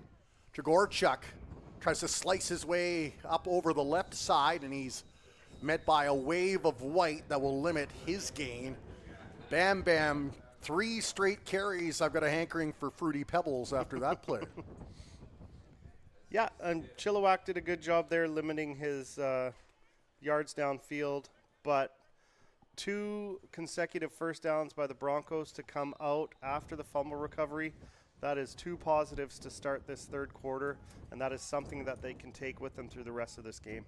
Huskers with a 3-man front with Winey, Maston, and Ofusuheni behind them in the linebacker position. And this time, Crackle throws it and underthrows the target, and I guess we can blame the wind on that one, as it fell probably about 4 feet short of the receiver. We could blame the wind a little bit, but I think we need to also take a look at the quarterback. As you can see, there was some pressure coming, not as much as he may have thought. A young quarterback probably has, like you mentioned, only 18 pass attempts coming into this game, and you can see he really threw that one off his back foot. He had the right read, so he's just got to have some confidence in himself, confidence in his own line, and confidence in the play calls that the coaches are doing, and take a hit or two and really rip it at him. Another onside punt here. High soaring kick, and that one fielded by the Huskers and then dragged down just inside the center stripe on the Huskers half, where they'll get their offense underway. Do you like what you see with Chiefs? High soaring kick, and little bit of doubt there as it kind of is bobbled each and every time they're fielding it there with Raiden Maston. Yeah, well, if the people lined up behind him as he kicks it are able to get down there, it's a free ball. They don't have to give yards. They can jump up. It's almost like an onside kick on the kickoff. But the Broncos had the ball down at the 10, 12-yard line, and they were able to get it back to midfield in this wind. That's a success. Huskers go to work on this drive as Jawad Harb. Little play action, and that one way wide as he sorted up. He was looking for number 8, Arman Sharma. At least if you're going to throw it away, it should be where nobody can catch it. And 2 defensive backs maybe closest there for the Kamloops Broncos. Yeah, and I think number 20 for the Huskers as well, he shut down his route. I don't see him here, but the inside slot there really shut down his route. Maybe that's where he was going at the time. Yeah, often fans will say, oh, the quarterback threw that wrong, but it's like the receiver didn't run the route he was supposed to. Yes. Broncos now bring some pressure, and Dorsey scrambles away from that. Right side, he decides to hold on to it, steps around the tackle, and a great shoestring tackle at the end will limit what he can gain. Yeah, great tackle there to stop the bigger gain, but an even better move by Dorsey to escape the pocket. He's flushed out, goes to his right, turns upfield able to sidestep. And again, Curtis is there to meet him. And it's been a battle between those two. Curtis has been in his face many times when he's broken the pocket. And Dorsey's won some and Curtis has won some. Curtis was third in tackles coming into this game for the Kamloops Broncos. They'll line up 4. There's the handoff. Jawad Harb taken down hard, but he will pick up about 5. Connor Shaw's played a pretty strong game. He made a mistake early by coming inside too much on one of Dorsey's runs, but on that one he's able to, oh sorry, that's 37 Landry. He's made quite a few tackles as well in the run game, so that's good to see. Yeah, we've said his name a number of times in this game. So the Huskers will bring 4 to the far side of the field, 1 to the near hash. It's Trey White by himself. Give to Harb instead. Slips around 1 tackle, slips around a second. The school of Harb Knox in session as he will bash ahead and pick up the first down. Yeah, nice inside running. Again, 63 does a good job to keep Kalen Berg off the runner until the last second, and he was able to break that tackle. 5 minutes to go here in the quarter. And Harb taken down on a nifty tackle by the Kamloops Broncos. Defense has managed to pierce through the O-line and bring him down solo. Yeah, nice play by the inside backer there to get in. Well, actually, that was one of the DBs, I believe, Thiessen. Yeah, he came off the half. And yeah, kind of snuck in there. Yeah, good job supporting the run. When you have DBs that are able to tackle and support the run, it takes a lot of pressure off your linebackers. 4.5 to go here in this third quarter, 36-8 in favor of the visitors who have the ball right now. Dorsey steps around a tackle. Stiff arm the second one. Wide open receiver into the end zone. And I've not seen this. Touchdown. Oh, I do see the signal. It is a touchdown. The one referee was not signaling, but the one closest to him did. And that is a Jalen Hurts-like touchdown there. Very mobile and nimble and able to thread it right in the corner where only the receiver could get it. Yeah, if Dorsey's got plans on playing again at the next level, that one's going on his highlight tape. That's a nice job to step up, stiff arm a much bigger D lineman, and break the pocket and put one on a dime to the receiver crossing. Second touchdown of the night for Peyton Lake, and 5th in this season. Is the point after attempt is blocked, and did it go through the uprights? Oh, okay. I was like, that would have been some kind of magic show. Like, that's like Siegfried and Roy minus the Tigers. That's the first point after attempt that is not counted for Carson Turner. So we've seen a number of unique plays here, all kind of mashed up here in this football game. Yeah, you've pretty much seen it all. Oh, it's like if you had a bingo card and you're like, okay, yeah, we got that one now. Oh, yeah. Block point after attempt. Well, let's tick that one off too.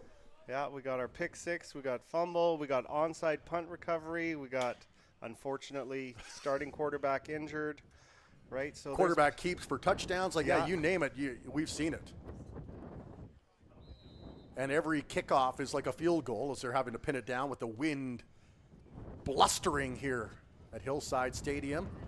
The Broncos will scoop it up, and this looks like a good return. Jagorchuk sheds that tackle, but he is met by an absolute flash mob, and he ain't going anywhere.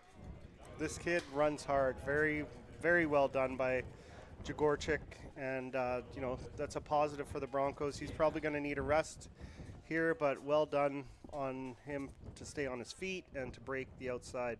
So let's see what the offense is able to do here. They had a positive drive last time, and see if they can continue. Yeah, you know what they've actually had, if you look at the sum of this game, they've had probably 4 or 5 really good drives. Haven't always resulted in points, but they've resulted in really stretching down the field. And a season which has been a little trying, it's nice to have those bright moments. The Huskers will bring lots of pressure, but it doesn't matter as there's a handoff. And a good run there by the Kamloops Broncos is that Duford, I believe. Yeah, I think it's 19. I think you're right. Oh, yeah, quick little jet sweep. Look at that move. Yeah, decent job. I mean, it got 2 yards. The Huskers were there. Unfortunately, in this situation, the tackle got pushed back a bit, so Dufort had to round it. He started about 5 yards back, so they're faced with a 2nd and long here. Jack Winey with the tackle for the Valley Huskers. They'll show a 4-man front now as the Broncos 4 receivers over to the near side, and that's where the quarterback will roll, but Raiden Maston jumped ahead of the play and brought the quarterback down. Crackle, 3rd sack of the day for the visitors. It's a great play by Maston. He's blitzing inside, gets tripped up a bit. The tackle did not see him coming, but now you can see the speed and the wherewithal of him to keep pursuing the quarterback outside, and that's probably a big reason why he was at the BC Lions camp. Well, you know what? You can't look in a crystal ball, but I would not be surprised if 4 or 5 years down the road we're talking about both Colton Meikle and Raiden Maston playing somewhere in the CFL. Yeah, I mean, it shows great talent right there, great speed, closes in on the quarterback, a sure tackle. Broncos now high kick, but not a ton of yardage. He'll drop down at the 38-yard line and took a Broncos bounce. And then the Huskers will go to work. We'll see here. They lined up everybody over on the right side and then kicked it to the left side. Yeah, and you know what? I'm not too sure if that was planned or not, because if that ball does not go out of bounds, there's a free run to the end zone. That's why I wondered, is it like a little deceptive play, sleight of hand? But I think, like you said, I believe the punter is a jack of all trades. I think he is one of those kids who just wants to help out the team in any way. Yeah. And has the athletic ability to learn that skill. On the jet sweep there, spinning around and taken down, and a pickup of maybe 7 on the play for number 84 of the Valley Huskers, and that is Agisha Halisi. That's the 3rd time he's been utilized, and the 1st time on a sweep.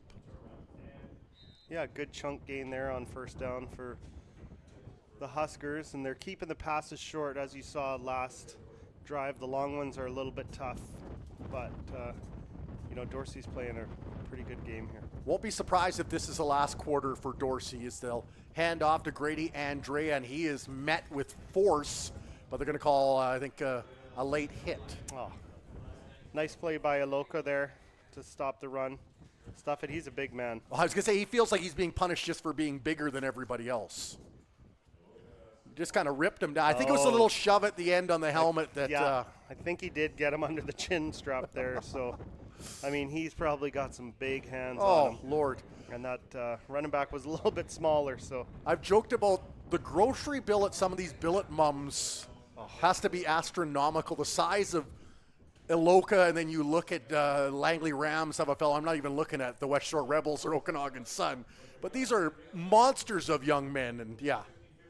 Very impressive. Yes. Yeah, there are some impressive humans.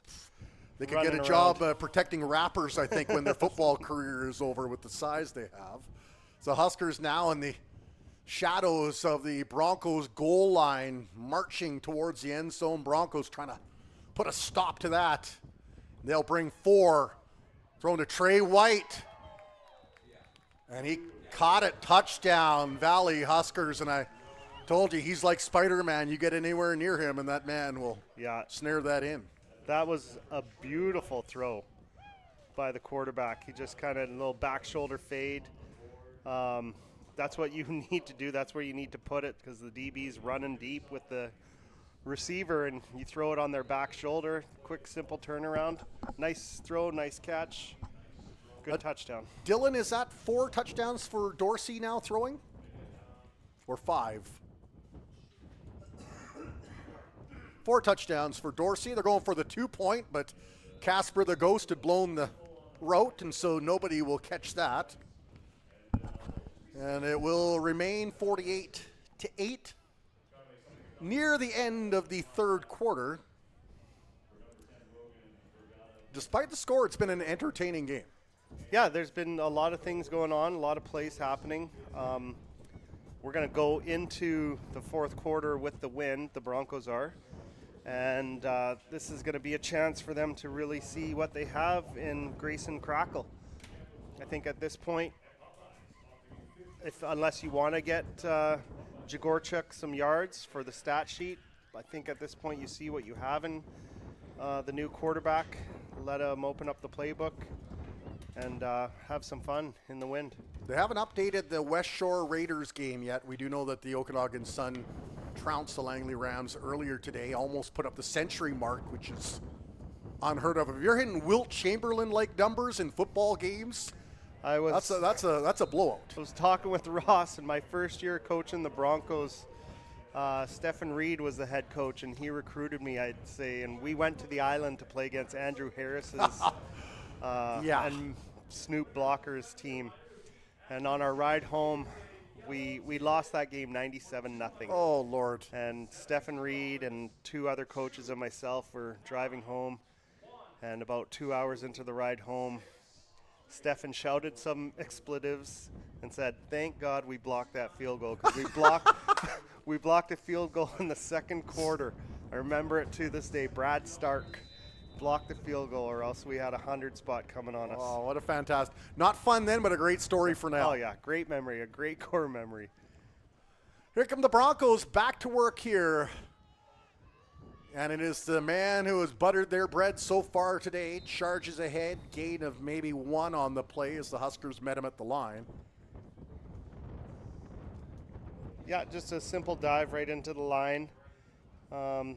Great play off the edge by the Huskers DBs to support the run. And it may have been Chase Cradleville, number 95, that was in there to wrap him up as he's up on the defensive line now, taking the place of Reimer. Huskers will show 4 as the Broncos will bring 2 near side, 3 far side. Jagorchuk steps up to block. Nobody to block, though, and instead it's overthrown the intended target, and Kadugan lunged at it but couldn't snare it in. Yeah, it's a couple knockdowns for him today. Understand, though, the mesh point right there by the 2 receivers is what really put a damper on that play. You had the slant and the quick out. The quick out was a little too deep and caused the wide receiver to stop his route to readjust. The quarterback did throw it in the window where it was supposed to be, but unfortunately the receiver wasn't there. That is the end of the third quarter, so we head into the stretch drive here. 1 more quarter to go, and the visitors comfortably in front. The Broncos, with their backup quarterback in, trying to find a little momentum here in this second to last home game of 2025. And you said they ended off with the Sun? They Correct. end off with the Sun. The Broncos have 2 games left in the regular season. If I can find my chicken scratch that would make a doctor blush. We are looking at Prince. They are playing in Prince George next week. That game at 6 o'clock, and you can find that streamed here on BCFC TV. And then the last game of the season against their Okanagan rivals. At least it's not at the Apple Bowl. If you're going to take any consolation, Yeah, that's not a place you want to go play. for sure. It's a great field. I love that field. Before I went off to university, I played with the Sun for a couple years. Loved playing there, loved the environment. It's actually, you know what, now that I think about it, the 94-0, it was alumni weekend. They were celebrating their 2000 national championship. I had talked to Blake Roberts with the league. He asked if I was going to it. I said no. And so he asked if I could do this for him. I said yes. I love Blake Roberts. He's a great man. Shout out Blake, man. He's who asked me to come down and call this game also. Yeah. Big Winnipeg Blue Bombers fan. And Minnesota Vikings. And a Vikings fan. Yes. Skol, skol. Yeah. And a Chihuahua fan, too, I think. There we go. What a big run here for the Valley Huskers running back, and he sees daylight and had to be about 50 yards on that play. Jawad Hartboy, talk about getting the yards back after a tough first half. Just in one play, he probably doubled what he has. Yeah, great run. Flips the field position and puts Chilliwack in a great position to put some more points. And it wasn't even a clean handoff. That's the impressive part there. But, boy, you have to wonder if this defensive line starting to get worn down a little bit. They've been on the field, as you mentioned, a lot, Mike. And for sure. Four-man front, including Aloka in the middle of it for the Broncos. They'll show some heat. Peyton Lake now tries to wind his way around the right side, and he does. He fumbles the ball, though, and then he jumps on it. The Broncos were looking for their third turnover of the game. Couldn't quite snare that one, and if the Huskers are going to have to work on anything during this week going into their next game, it's securing the ball. Agreed, especially if that playoff spot is still on the line.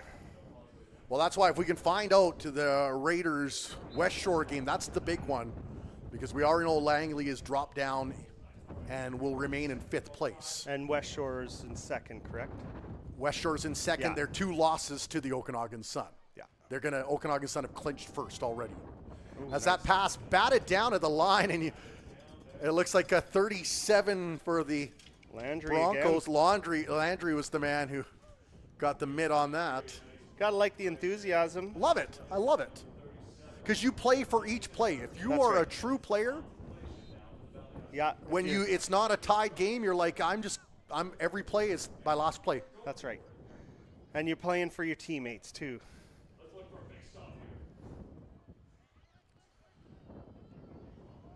Oh, an absolute bomb. And Trey White, Spider-Man, lost his superhero suit on that one. Drops the easy catch as he was alone in the flat. And the Broncos say thank you very much. And turnover on downs. 12:30 to go here in the 4th quarter. Well, Groovy Productions bringing you the visuals. I love it. Love Mike the and name. yours truly, Warren, calling the game. A lot of fun here in Kamloops. Beautiful September evening. Crackle with the give. We got a new running back in there, I think. It's number, is it 20 for them? Leo Koenig? Or Levi Koenig. There you go. I need stronger bifocals. Well, we got, 2nd and 7. Well, you know what? And Jagorchuk is carried the weight of the world like Atlas on his shoulders in this game. It's nice to see him get a little reprieve, at least for a set of downs. For sure. That's some tough running he's had to do, and he's done a good job. There will be ice bags aplenty in the dressing room after this physical, fast game. Crackle right over the middle, finds the target. And that's got to be Mikkel. That is. You can tell it's bigger than everybody I don't else. need to see the number. I just need to see the hands and the motion. And the size. Bigger than everybody. Like, what a treat to, if nothing else, come to the last home game if you're a Broncos fan to see this man try to put on a show in 2 right. weeks. Especially if you're a Kamloops Bronco fan. You never know, it might be his last game in the uniform. Well, and so especially started as a high school, one of the rare, kind of like in hockey, they have exceptional players that come in as underagers, and that's what he did, and he was already a man among boys. He was.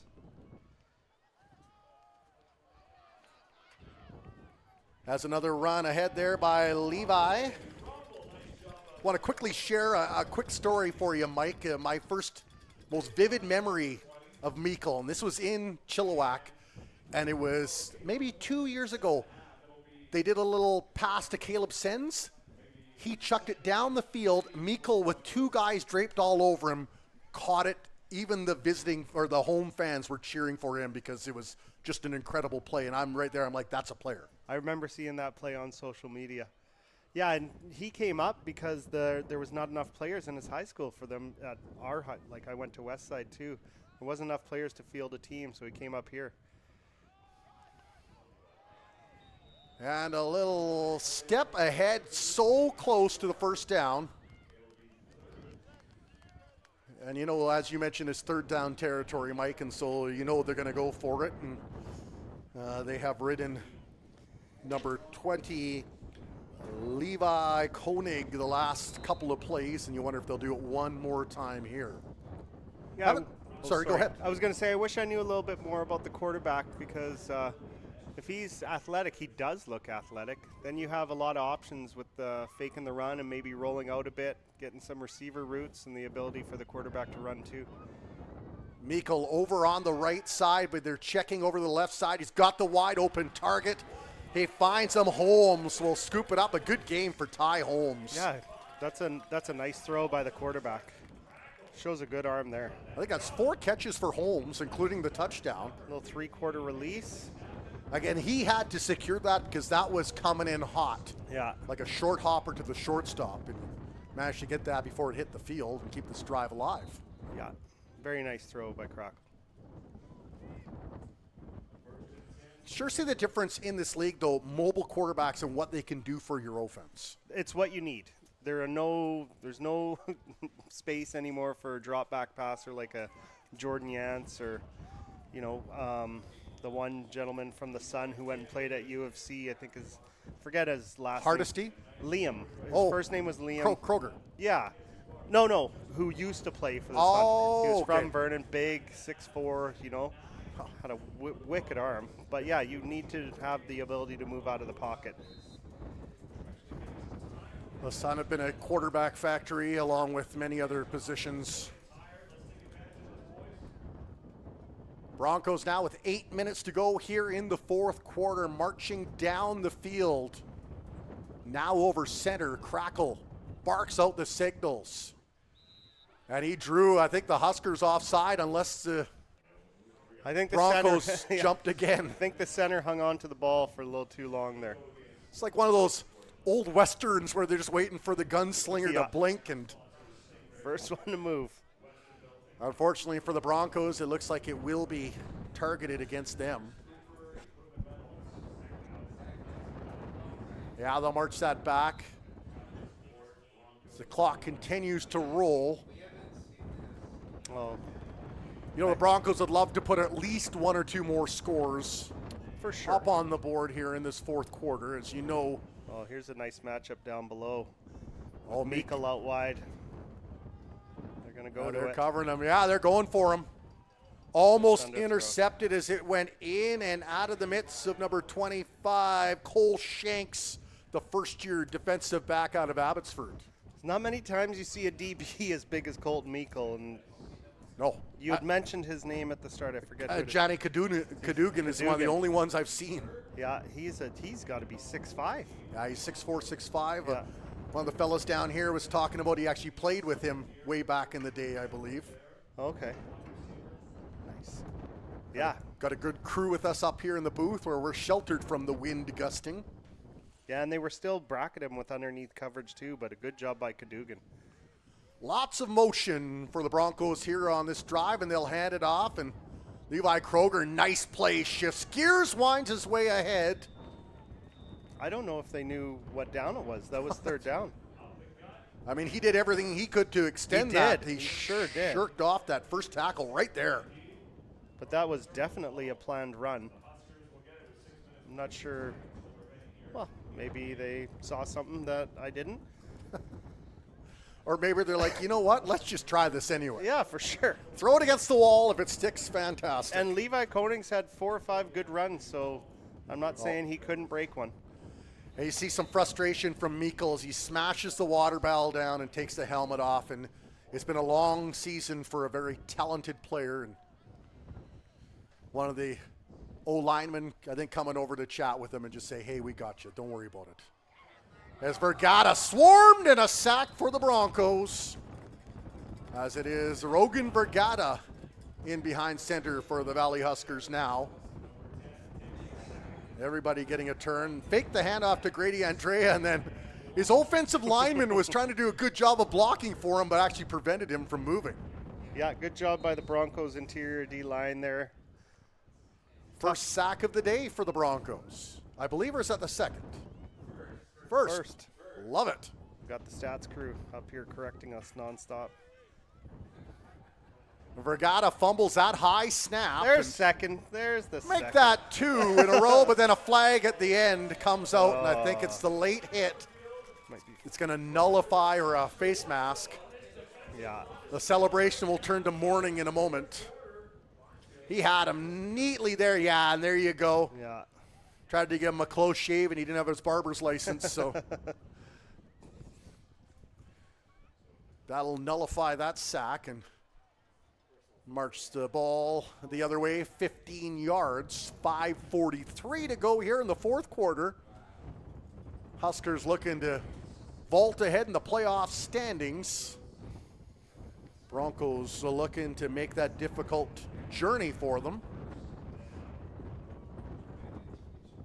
And you love to see the fans sticking around. They're football fans. They're here. They want to be entertained. Well, this is the tournament capital of Canada. They're sports fans in this town. They support anything, whether it was the Brier, whether it's fastball championships, you know, the Indigenous hockey championships. They always come out. And I heard it's the Blazers' home opener, too, so that always...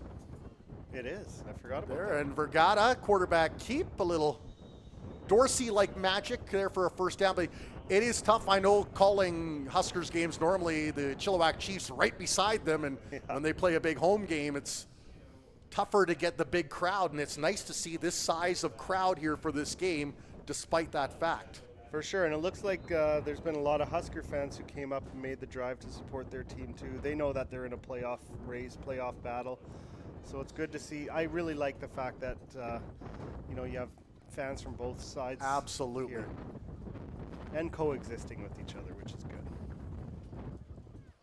There's a give. Grady Andrea slices up the middle, and then he is taken down.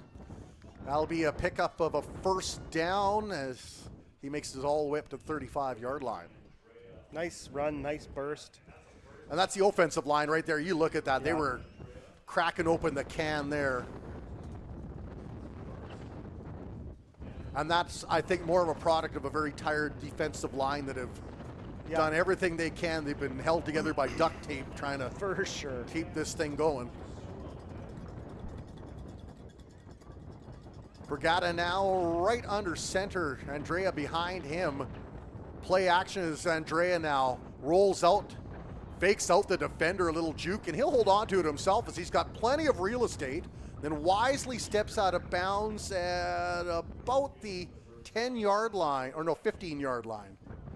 Yeah, he's a little bit smaller in stature than Dorsey, but he has, like, that's a nice move right there to get outside the defender, and he's got some good speed on him. Was able to pick up a big chunk of yardage. All-star quarterback in Winnipeg, in fact, played at the prestigious Blue and Gold Blue Bombers game where the top prospects in the province came and was one of the standouts in that game. So the Huskers like him as a backup and looking to hand him the reins maybe in a year or two.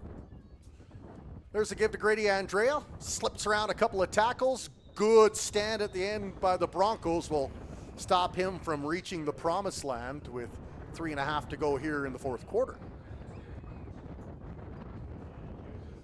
Right now, the defense is all about pride. They don't want them getting in again. Obviously, I'm just stating the obvious, but let's see what kind of fight they put up here. It'd be nice to have a turnover, a positive play. You know what? You look at the scoreline, and it's easy to say, well, I can just, the game's for sure. almost over. Let's just play this out. Yeah. But these are young men that are going to play literally until the final whistle. Yeah, they're still battling, which is good to see.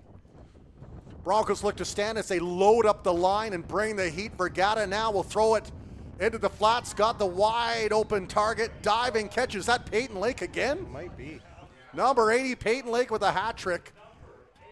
And a touchdown, Huskers.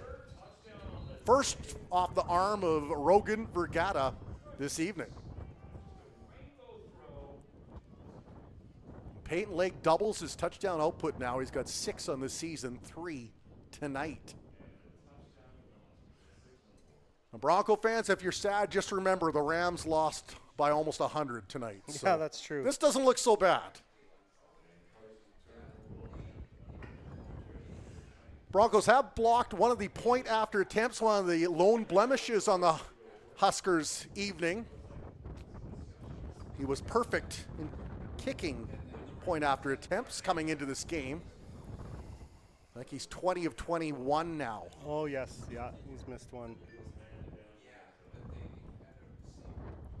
Speaking of kickers, boy, Liam Atwood, I think set the record for points in a field goals. Or field goals, pardon me. Yeah.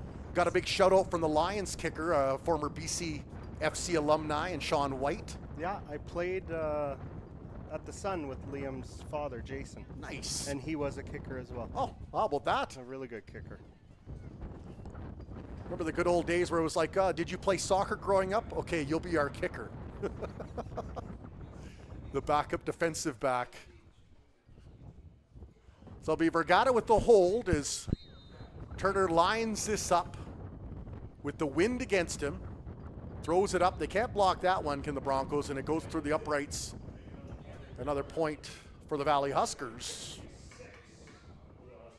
The Broncos now with 2:52 to try to reach the end zone one more time with Crackle under center. I just got an update from Blake. It says St. Clair 93, GTA 0, called at halftime. At halftime? At halftime. Good. How do you have time for that? I don't know. You must be scoring every time you touch the ball. I'm not even talking about every drive. Well, I'm talking about every yes. time you touch the ball Well, and when they touch the ball. As good as the Sun are, that's the team they lost to in the Canadian final in a game they had the lead. And then St. Clair roared back with 20-some-odd points and ended up winning that one and stunning the Sun. There are some big teams in this league that are separating themselves. And these two teams would love to one day reach those lofty goals as the Broncos will dive on that like a soldier on a live hand grenade. Secure the ball and get the offense out there and get this young quarterback some more reps. Just under 3 minutes to go here in the football game, and Crackle a chance to try to get some damage done. And the backup running back, Levi Koenig, has looked very solid. Both of these teams have 2 more games after this. Yeah, Blake texted me the same thing. Here's the handoff. Kroger now, stiff arm on his feet. Great run by Levi Kroger before he is taken down by 27, Marcus Zalewski-Thorne. So a nice run there by the Broncos running back. 2.5 to go. And he will pick up, looks like a gain of 7 on that play.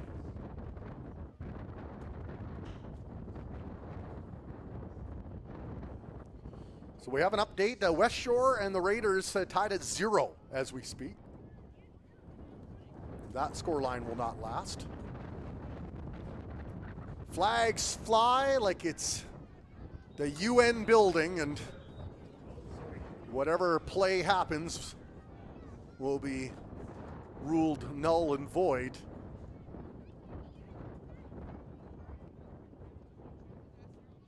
And it is offside, I think, against the Valley Huskers. And so good play there for the Broncos. They didn't have to do anything. And they'll stop the clock for a moment there with 2:10 to go, fourth quarter. Huskers comfortably in front. Broncos get the first down off of that penalty call. Huskers going to bring some heat now. Zalewski-Thorne jumps in there, but there's a long throw. Colton Meikle in the vicinity. 2 defenders around him. There was a flag thrown, though, and we'll see nice arm strength, though, from Crackle as he launched that downfield. Yeah. Again, the double coverage is there while the safety help. They're cheating over. There's no other threat downfield. Good idea by the Huskers to bring the halfback. It was a little bit early. So apparently offside against the Huskers, too. So once again, another positive play for the Broncos. That was a free play. Yep. So Crackle starting to get a little more comfortable in the game now, much like Moberg did earlier in the game. Took a few throws, kind of loosen up. Crackle barks out now and steps back and wires it over to the right side and finds the target. Ty Holmes having a monster game here tonight. Yeah, another nice pitch and catch there by the Broncos and Ty Holmes, I think that's his 5th catch of the day. So as frustrated as Mikkel has been, Ty Holmes has been the recipient of all the attention they've paid to number 17. Here into the final 2 minutes of this football game. Nobody heading home to beat the rush hour traffic tonight. No, not at all. They're all sticking around. They want to see some good football, some big plays. Here we go. Broncos going to work at the 43-yard line. The Huskers bring the house. Crackle winds it up again. He's got the receiver and just out of his fingertips. And then I think there might have been a tug on the jersey there. It looks like we got some PI. That'll be 3 straight penalties against the Huskers if that's the case. Oh, maybe it was at the line of scrimmage. Didn't No, seem the like flag there was came one out there. I think you're right. I don't know. Because the flag came right as the receiver and the defensive back were there. You see it, no flag, and then whoops. I didn't see where he held him, though. Yeah, it is. Colton Mikkel didn't catch the ball, but still made a big impact on that play. Now he's going to head off as he comes up limping a little bit. You hope he's okay. Yeah, and he's having a tough night. And people are sliding away from him a little bit on the. Oh, he's a big man. He's a competitor. Yeah, he's a big man. I think he might have tweaked a hamstring there, it looks like. Crackle to Kroger. Kroger, stiff arm. Darting ahead, and he makes it to about the 11-yard line. A great run by Levi Kroger with 1:19 to go here in the football game. Yeah, nice job by Koenig there to get up the field. And he's put together 4 or 5 nice runs today. Broncos go tempo late in this game. 3 near side, 2 receivers far side. There's the give towards the end zone. And I think he is about a yard shy. That was Mallow this time, number 21. Nice run. And now there's a member of the Huskers down, and so that will stymie attempt to go tempo for the Broncos.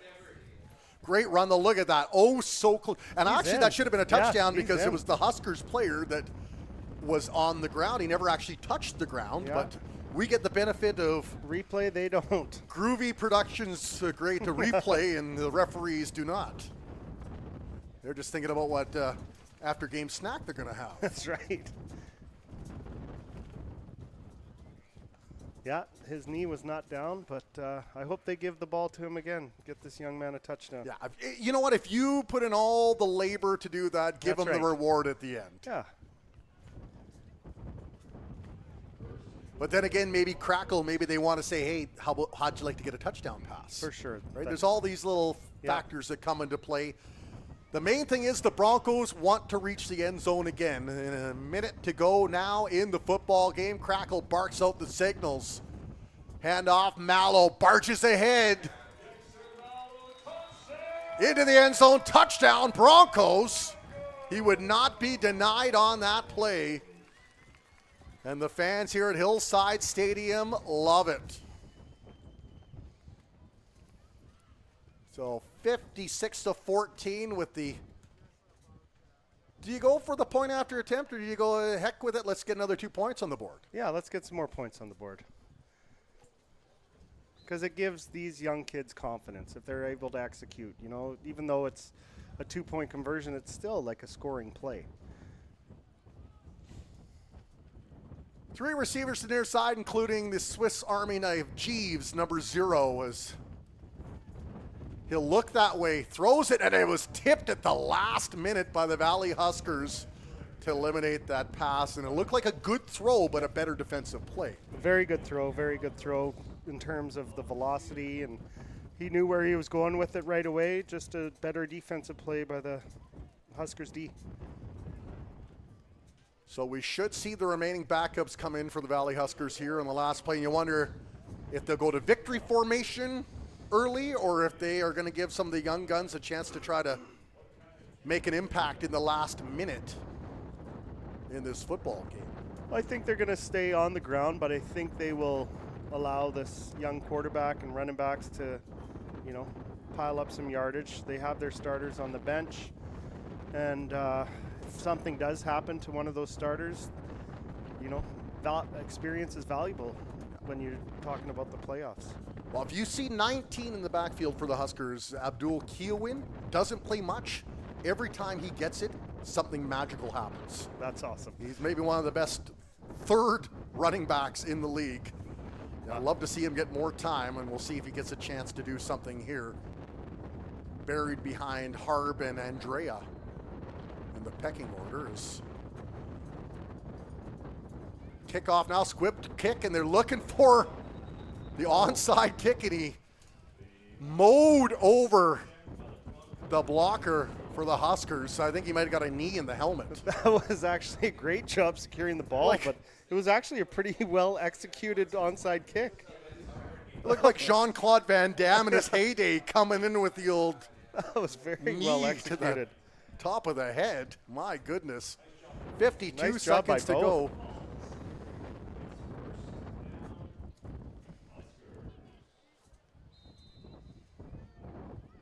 Vergata will try to run this thing out. The last couple of plays. High snap, give to Grady Andrea.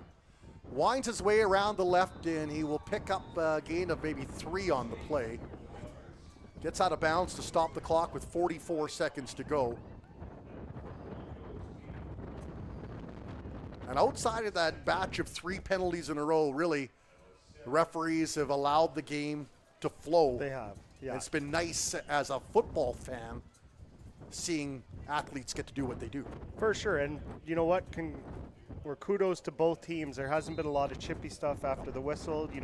Sometimes when the score is this lopsided, egos can get hurt or egos can get inflated, and that's when the extracurricular stuff after the whistle begins. So good job by both coaches for having their teams well prepared. And that would, if you're going to say that's a high snap, that would be an understatement, as Vergata can't scoop it up, and the Broncos with a chance. They get one more chance to score here, and I'm not sure where that snap was going if they brought in a backup center for that play, but that was, even Dorsey, who's a little bit taller, probably wouldn't have been able to snare that one. My goodness. Yeah. Who would have thought this? The Broncos with a chance to get their third major. They've got just 17.2 seconds remaining in the football game. Good job. That's a testament to the boys still fighting hard, still playing. Well done to pick up that loose ball and give the offense another chance. I think Vergata was of two minds. It's like, I want to secure this ball, but I also don't want to be bulldozed if I do. It's a business decision. It's at a that business. point. My health is more important than this score. No, I'm kidding. Vergata's a complete competitor. He was not thinking that.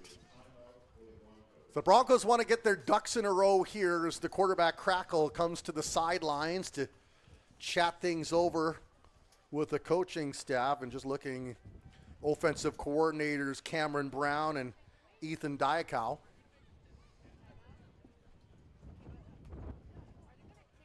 Chance to do something really, if you can have the fans exit with a good feeling. Yeah.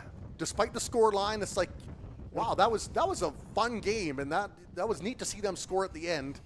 And that's what you want. The Kamloops fans have been great since the Broncos were reinstituted, and they always show up. And I think, it's a Saturday night. It's been a tough game overall, but if you're able to take this back in terms of the players, it allows them to, sleep a little better, increase their camaraderie, talk about the game, talk about their scores, and get them fired up for practice on Monday.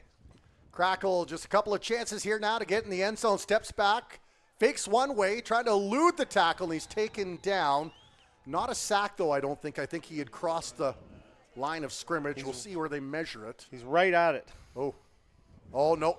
That's a sack. That's a sack. That's a 1 yard sack. Looking back, though, I graduated here in Kamloops also before I moved away in 2000, but I remember in the 80s that Cam High back then, West Side rivalry, always two of the best teams in the province. And when they would play down at MacArthur Island Park, stands were packed. And it was electric. Yeah. And it was neat to see how much people would come out and support that game. For sure. Growing up, I remember listening to it on the radio. It was actually broadcast over the radio. And I believe the year was maybe 90 or 91.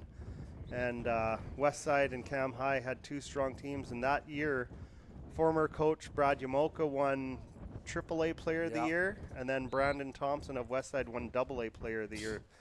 So both teams were very strong. Now you look at the Beeman brothers from back in the day for old-time football fans.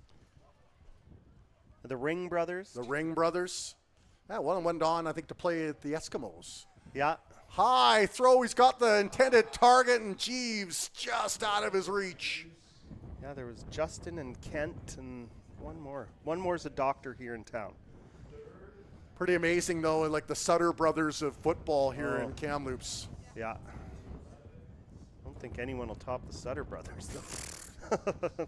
Okay, maybe the Stahl brothers. We'll go with that. There you go. There's three of them that played, right? So this could be the final play of the football game. 6.2 seconds to go. Broncos threatening one last chance to reach the end zone here in this game. Been a decent second half for the Broncos. If they do, I believe that would be their highest scoring game this year. I'd have to look back in the stats. Here's Crackle stepping back. Pressure over the middle. Overthrows his target, and is it intercepted? And that'll ice the game there. And, yeah, that's tough because a couple of hands got in there before it reached the Huskers. But that'll do it. Final play of the football game, and the Broncos with a good second half. But it is the Huskers who leapfrog into at least a tie for the final playoff position here and move within, I think, is it 3 points or 1 point of the Prince George Kodiaks? I have to look and see. Kodiaks are in third place. They've kind of separated themselves. Last I checked the standings, the Kodiaks are 4-3-1. Yeah, because they got to, so it might only be 2 points back then. And what are the Huskers now? Huskers are 3-4-1. Okay, so 2 points back. My goodness. The bottom of the league is shaping up to be quite an exciting battle for that final playoff position. Yeah, I mean, sometimes you have obviously a huge disparity right now between the Sun and West Shore with the rest of the league, but that doesn't mean you don't have anything to fight for as a team. And whoever's able to get in is going to have a tough mountain to climb, but anything can happen. Any given Sunday, as Al Pacino said, right? It's better to actually, or I like playing poker, so I like the phrase a chip in a chair, You have a fighting chance. You get in, you have a chance. Raiders right now leading 3-0 over the Rebels, too. That's impressive. I mean, it's early, but anything can happen. Well, Mike, and it's been an absolute treat calling the game with you. And for Groovy Productions, I'm Warren Andrews saying thanks for tuning in to BC FC TV. TELUS 1981. Broncos back in action next week, and then their final home game against the Okanagan Sun in early October. Have a wonderful weekend, and we'll see you here at the football field. Good night, everyone. Good night. Thank you.